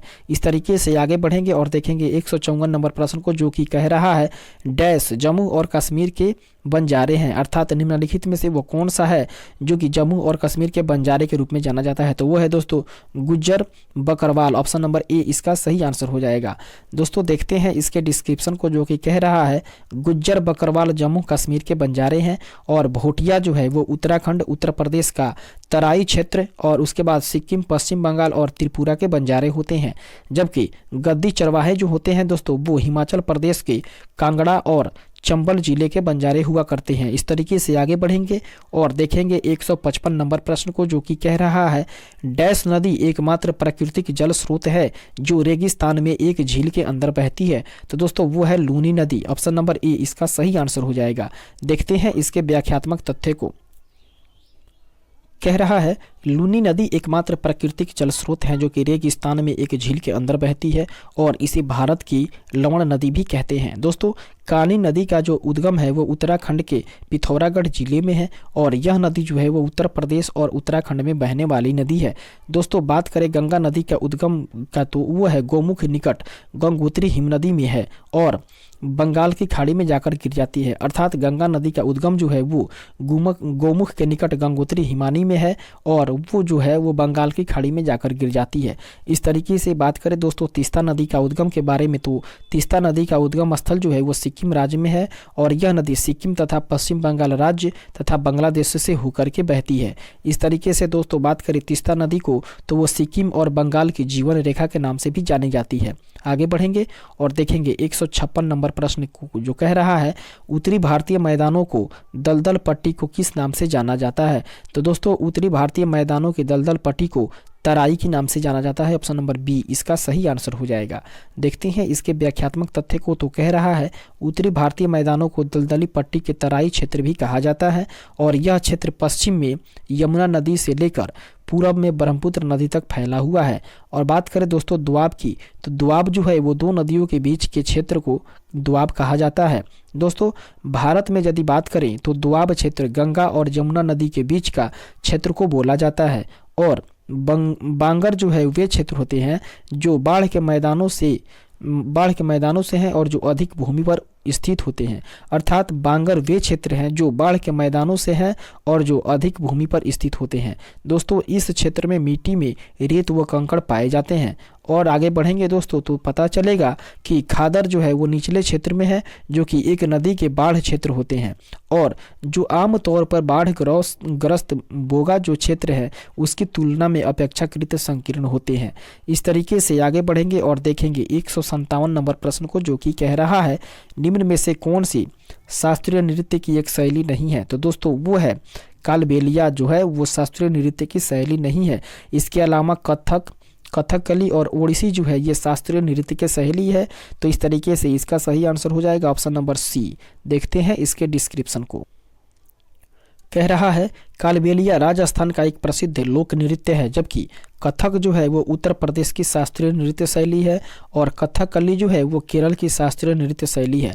जबकि बात करें दोस्तों ओडिसी की, तो ओडिसी जो है वो उड़ीसा की शास्त्रीय नृत्य शैली है। इस तरीके से आगे बढ़ेंगे और देखते हैं 158 नंबर प्रश्न को, जो कि कह रहा है निम्नलिखित में से कौन सी भारत में हिमालय की सबसे ऊंची पर्वत चोटी है। तो दोस्तों वो है कंचनजंगा। ऑप्शन नंबर ए इसका सही आंसर हो जाएगा। देखते हैं दोस्तों इसके व्याख्यात्मक तथ्य की, तो कह रहा है भारत में हिमालय की सबसे ऊंची पर्वत चोटी कंचनजंगा जो कि 8586 मीटर है और जो कि सिक्किम राज्य में स्थित है। दोस्तों नामचा बरवा जो है वो 7782 मीटर चीन की पर्वत चोटी है। वहीं दोस्तों माउंट एवरेस्ट की बात की जाए तो वो विश्व की सबसे ऊंची चोटी है जो कि नेपाल देश में स्थित है और इसकी लंबाई जो है वो 8848 मीटर है। दोस्तों बात करें नंदा देवी की, तो दूसरी सबसे ऊंची चोटी भारत में मानी जाती है जिसकी लंबाई जो है वो 7816 मीटर है जो कि उत्तराखंड राज्य में स्थित है। दोस्तों इस तरीके से आगे बढ़ेंगे और देखेंगे 159 नंबर प्रश्न को, जो कि कह रहा है हिमालय की ऊंची ऊंची पर्वतमालाओं में घास के विशाल मैदान क्या कहलाते हैं। दोस्तों वो कहलाते हैं बुग्याल। ऑप्शन नंबर डी इसका सही आंसर हो जाएगा। अब देखते हैं दोस्तों इसके व्याख्यात्मक तथ्य को, तो कह रहा है हिमालय की ऊंची ऊंची पर्वतमालाओं में घास के विशाल मैदान को बुग्याल कहते हैं जो कि उत्तराखंड के गढ़वाल जिले में पाए जाते हैं। इस तरीके से 160 नंबर प्रश्न को भी देख लेते हैं। कहता है दुनिया का सबसे ऊंचा युद्ध क्षेत्र निम्नलिखित में से कौन है। तो दोस्तों वो है Siachen glacier. Option number D इसका सही आंसर हो जाएगा। देखते हैं इसके व्याख्यात्मक तथ्य को। कह रहा है दुनिया का सबसे ऊंचा युद्ध क्षेत्र सियाचिन ग्लेशियर को कहा जाता है जो कि काराकोरम रेंज में समुद्र तल से 20,000 फुट की ऊंचाई पर है। दोस्तों आगे बढ़ेंगे और देखेंगे इसके अगले पॉइंट को, जो कि कह रहा है सियाचिन ग्लेशियर भारत और पाकिस्तान के बीच विवादित माना जाता है और गंगोत्री ग्लेशियर जो है वो उत्तराखंड भारत में स्थित है और यह ग्लेशियर जो है वो गंगा नदी का एक प्राथमिक स्रोत है। हिमालय में यह सबसे बड़ा ग्लेशियर है। दोस्तों बात करें नुब्रा ग्लेशियर की तो एक 3 भुजाओं वाली घाटी है जो कि लद्दाख घाटी के उत्तर पूर्वी में स्थित है। इस तरीके से आगे बढ़ेंगे और देखेंगे 161 नंबर प्रश्न को, कह रहा है हिमालय की सबसे बाहरी श्रृंखला कौन सी है। तो दोस्तों वो है शिवालिक। ऑप्शन नंबर सी इसका सही आंसर हो जाएगा। देखते हैं शिवालिक के बारे में। डिस्क्रिप्शन कह रहा है शिवालिक हिमालय की सबसे बाहरी और नवीन श्रृंखला है। दोस्तों हिमालय को उत्तर से दक्षिण की ओर 4 भागों में बांटा गया है। दोस्तों मध्य हिमालय और शिवालिक जो है वो हिमालय के बीच पाई जाने वाली घाटी को दून या द्वार कहा जाता है। अर्थात मध्य हिमालय और शिवालिक हिमालय के बीच में जो घाटी पाई जाती है उसको दून या द्वार कहा जाता है, जैसे कि देहरादून और हरिद्वार। तो इससे पता चलता है दोस्तों कि देहरादून और हरिद्वार जो है वो मध्य हिमालय और शिवालिक हिमालय के बीच में ही पाई जाती है। इस तरीके से देखते हैं दोस्तों अगले पॉइंट को, कह रहा है शिवालिक पर्वत के निचले भाग को तराई कहा जाता है और इसकी ऊंचाई जो है वो 850 से लेकर 1200 मीटर तक की है। दोस्तों पीर पंजाल पर्वतमाला जो है वो हिमालय की एक पर्वतमाला है जो कि भारत के हिमाचल प्रदेश और जम्मू कश्मीर तक फैली हुई है। दोस्तों आगे बढ़ेंगे और देखेंगे, कह रहा है हिमाद्री जो है वह हिमालय की सबसे उत्तरी श्रेणी को बृहत ग्रेट या हिमाद्री आदि के नाम से ही जाना जाता है। दोस्तों हिमाद्री के बारे में बात करें तो हिमाद्री जो है वो हिमालय की सबसे उत्तरी श्रेणी को बृहत ग्रेट या हिमाद्री के नाम से ही जाना जाता है। ये तीनों जो पर्यायवाची है अर्थात बृहत ग्रेट और हिमाद्री, ये हिमाद्री के ही पर्यायवाची नाम है। दोस्तों हिमाद्री जो है वो हिमालय की सबसे उत्तम अर्थात सर्वोत्तम पर्वत श्रेणी मानी जाती है। इस तरीके से आगे बढ़ेंगे और देखेंगे 162 नंबर प्रश्न को, जो कि सौरमंडल से संबंधित है। प्रश्न कह रहा है सौरमंडल की खोज किसने की थी। तो दोस्तों उसकी खोज कोपरनिकस ने की थी। ऑप्शन नंबर ए इसका सही आंसर हो जाएगा। देखते हैं इसके व्याख्यात्मक तथ्य के बारे में। तो कह रहा है सौरमंडल की खोज कोपरनिकस ने 1543 ईस्वी में की थी। दोस्तों न्यूटन ने गुरुत्वाकर्षण के नियम और गति के सिद्धांत को खोजा था, जबकि वास्को डी गामा जो है वो भारत के लिए समुद्री मार्ग का खोज किया था। दोस्तों भारत की खोज यहाँ पे कहना उचित नहीं रहेगा, क्योंकि भारत कोई खोया हुआ वस्तु नहीं है जिसकी खोज की जा सकती है। तो इस तरीके से वास्को डी गामा के द्वारा भारत आने के लिए एक मार्ग की खोज की गई थी।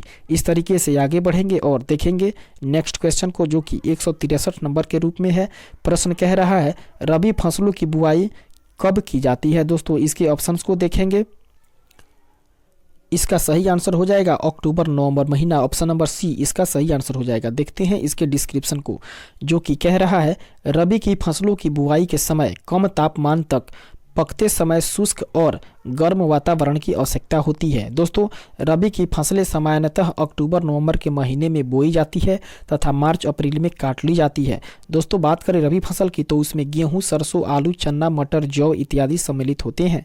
आगे बढ़ेंगे और 164 नंबर प्रश्न के बारे में जानकारी प्राप्त करेंगे, जो कह रहा है निम्नलिखित में से कौन सी नदी प्रसिद्ध शिव समुद्र में जल प्रपात बनाती है। दोस्तों वो है कावेरी नदी। ऑप्शन नंबर बी इसका सही आंसर हो जाएगा। दोस्तों इसके व्याख्यात्मक तथ्य के बारे में हम लोग जाने तो कह रहा है शिव समुद्रम जलप्रपात कावेरी नदी पर है और इसकी ऊंचाई जो है वो 98 मीटर की है। दोस्तों इस पर स्थापित जल विद्युत जो है वह ग्रह एशिया का प्रथम जल विद्युत गृह है और इसकी स्थापना जो है 1902 ईस्वी में कर्नाटक में हुई थी। दोस्तों बात करें हम लोग अगले पॉइंट की तो कह रहा है काली सिंध। दोस्तों काली सिंध जो है वो काली सिंध नदी भारत के मध्य प्रदेश और राजस्थान में बहने वाली नदी है, जिसके उद्गम जो है वो श्रृंखला पर्वत विंध्याचल पर्वत में है। दोस्तों बात करें तुंगभद्रा की तो यह पश्चिम घाट में गंगामुणा नामक स्थान से निकलती है। और दोस्तों अगले पॉइंट को यदि देखें तो कह रहा है यह नदी कर्नाटक और आंध्र प्रदेश राज्य में बहती है और यह नदी जो है वो आंध्र प्रदेश में कृष्णा नदी के नाम से भी जानी जाती है। दोस्तों बात करें कृष्णा नदी के बारे में तो यह पश्चिमी घाट के महाबलेश्वर से निकलती है और यह दक्षिण पूर्व राज्य महाराष्ट्र, कर्नाटक, तेलंगाना, आंध्र प्रदेश में बहती हुई बंगाल की खाड़ी के निकट जाकर के गिर जाती है। तो इस तरीके से आगे बढ़ेंगे और देखेंगे 165 नंबर प्रश्न को, जो कि कह रहा है पश्चिमी घाट कि सबसे ऊंची चोटी कौन सी है? तो दोस्तों पश्चिमी घाट की सबसे ऊंची चोटी जो है वो है दोस्तों अन्नामुखी। ऑप्शन नंबर बी इसका सही आंसर हो जाएगा। देखते हैं इसके व्याख्यात्मक तथ्य को। कह रहा है पश्चिमी घाट की सबसे ऊंची चोटी अन्नामुखी है, जो कि केरल राज्य में स्थित है और इसकी जो ऊंचाई लंबाई जो है वो 2695 मीटर है। दोस्तों डोडा बेटा जो है वो पूर्वी एवं पश्चिमी घाट के पर्वत नीलगिरी पर्वत यहाँ से निकलता है, जिसका सर्वोच्च शिखर जो है वो डोडा बेटा, जिसकी ऊंचाई जो है वो 2637 मीटर है और यह दक्षिण भारत का दूसरा सर्वोच्च शिखर है। दोस्तों बात करें उड़ीसा का सर्वोच्च शिखर तो वो है महेंद्रगिरी, जिसकी ऊंचाई है 1490 मीटर। आगे बढ़ते हैं और देखते हैं 166 नंबर प्रश्न को, जो कि कह रहा है निम्नलिखित में से किस राज्य में जनसंख्या सबसे अधिक है? तो दोस्तों वो है उत्तर प्रदेश राज्य। ऑप्शन नंबर सी इसका सही आंसर हो जाएगा। आगे बढ़ते हैं और देखते हैं 167 नंबर प्रश्न को। कह रहा है तटीय उड़ीसा का प्राचीनतम नाम क्या है? तो दोस्तों वो है कलिंग। ऑप्शन नंबर बी इसका सही आंसर हो जाएगा। देखते हैं इसके व्याख्यात्मक तथ्य को। तो कह रहा है उड़ीसा का प्राचीनतम नाम कलिंग था। दोस्तों प्राचीन काल में इस राज्य को मध्यकाल से उड़ीसा के नाम से भी जाना जाता था, जिसे आधिकारिक रूप से 4 नवंबर 2011 को उड़ीसा नाम से परिवर्तित कर दिया गया। दोस्तों बात करें खान देश की तो वो है महाराष्ट्र और मध्य प्रदेश के कुछ हिस्से को जाना जाता है, जबकि कामरूप जो है वो कामरूप असम राज्य का एक जिला हुआ करता है। इस तरीके से आगे बढ़ेंगे और देखेंगे 168 नंबर प्रश्न को, जो कि कह रहा है भारत का पर्वतीय पठार किस भूभाग का हिस्सा है? तो दोस्तों वो है गोंडवाना भूमि का। ऑप्शन नंबर डी इसका सही आंसर हो जाएगा। दोस्तों बात करें गोंडवाना भूमि के बारे में तो इसका व्याख्यात्मक तथ्य कह रहा है भारत का प्रायद्वीपीय पठार गोंडवाना लैंड का भूभाग है और यह राजस्थान से कुमारी अंतरीयता अर्थात 1700 किलोमीटर तथा गुजरात से पश्चिम बंगाल 1400 किलोमीटर तक फैला हुआ है। दोस्तों बात करें नर्मदा नदी का भ्रंशन का तो इस प्रकार के 2 भागों में बांटती है, जो कि मध्यवर्ती उच्च भूमियां और दक्कन का पठार इसमें सम्मिलित है। 169 नंबर प्रश्न कह रहा है निम्नलिखित नदियों में से किसे दक्षिण गंगा भी कहा जाता है? तो दोस्तों इसका सही आंसर हो जाएगा ऑप्शन नंबर डी अर्थात गोदावरी। देखते हैं इसके डिस्क्रिप्शन को, जो कि कह रहा है गोदावरी नदी को दक्षिण गंगा भी कहा जाता है और गोदावरी नदी जो है वो प्रायद्वीपीय भारत की सबसे लंबी नदी, जिसका लंबाई जो है वो 1465 किलोमीटर है। दोस्तों यह पश्चिम घाट की जो नासिक की पहाड़ियों में त्र्यंबक गांव से निकलती है और इसे वृद्ध या बूढ़ी गंगा के नाम से भी जाना जाता है। दोस्तों प्रश्न अगर कह दे कि वृद्ध गंगा या बूढ़ी गंगा किसे कहा जाता है तो इसका सही आंसर हो जाएगा दोस्तों गोदावरी नदी। आगे बढ़ेंगे और देखेंगे नेक्स्ट इंपॉर्टेंट क्वेश्चन, जो कि 170 नंबर प्रश्न के रूप में है। प्रश्न कह रहा है नागार्जुन सागर बांध कौन सी नदी पर बनाया गया है? तो दोस्तों इसका सही आंसर होगा ऑप्शन नंबर डी अर्थात कृष्णा नदी पर।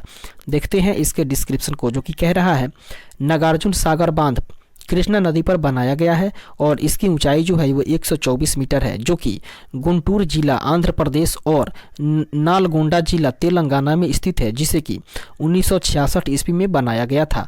और महानदी पर दोस्तों हीराकुंड बांध स्थित है, जबकि कावेरी नदी पर मेटूरा बांध स्थित है। आगे बढ़ेंगे और देखेंगे 171 नंबर प्रश्न को, जो कि कह रहा है भूमि और समुद्री हवा किस कारण से होती है? तो दोस्तों इसका कारण हो जाता है संवहन। ऑप्शन नंबर बी इसका सही आंसर हो जाएगा।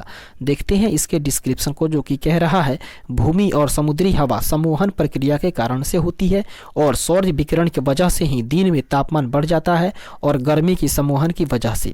दोस्तों सौर विकिरण की वजह से दिन में तापमान बढ़ता है, गर्मी की संवहन की वजह से।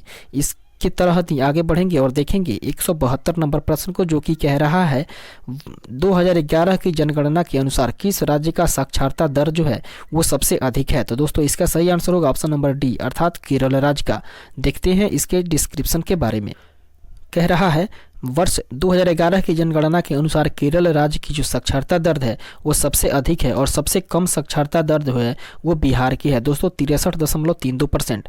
बात करें दोस्तों केरल की साक्षरता दर की तो वो है 93.9%, जबकि मिजोरम राज्य की है 91.6% और गोवा राज्य की है 87.40%, जबकि कर्नाटक की है 75.6%। आगे बढ़ेंगे और देखेंगे अगले प्रश्न को, जो कि 173 नंबर प्रश्न के रूप में है। कह रहा है निम्नलिखित में से कौन सा देश ब्रिक्स समूहीकरण का सदस्य नहीं है? तो दोस्तों इसका सही आंसर होगा ऑप्शन नंबर डी अर्थात केन्या जो है वो ब्रिक्स का समूहीकरण का सदस्य नहीं है। देखते हैं इसके व्याख्या को। कह रहा है केन्या देश ब्रिक्स समूहीकरण का देश नहीं है। दोस्तों ब्राजील, ऑस्ट्रेलिया, दक्षिण अफ्रीका, इंडिया और चीन इस समूह वर्ग के सदस्य हैं। 174 नंबर प्रश्न कह रहा है दक्षिण अफ्रीका की शीतोष्ण घास के मैदानों को किस नाम से जाना जाता है? तो दोस्तों उसको वेल्ड्स कहा जाता है। ऑप्शन नंबर ए इसका सही आंसर हो जाएगा। देखते हैं कि किस घास के मैदान को क्या कहा जाता है और वो किस देश से संबंधित है, इसके बारे में हम लोग जानकारी प्राप्त कर ले। दोस्तों वेल्ड्स जो है वो दक्षिण अफ्रीका के घास के मैदान है, जबकि डाउन्स जो है वो ऑस्ट्रेलिया की घास के मैदान है।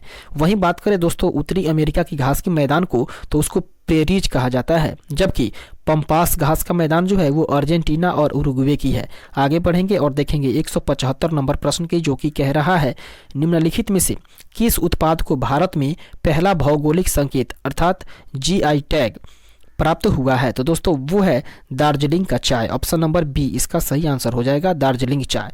देखते हैं इसके व्याख्यात्मक तथ्य को। कह रहा है दार्जिलिंग चाय के उत्पाद को भारत में पहला भौगोलिक संकेत अर्थात जीआई प्राप्त हुआ है।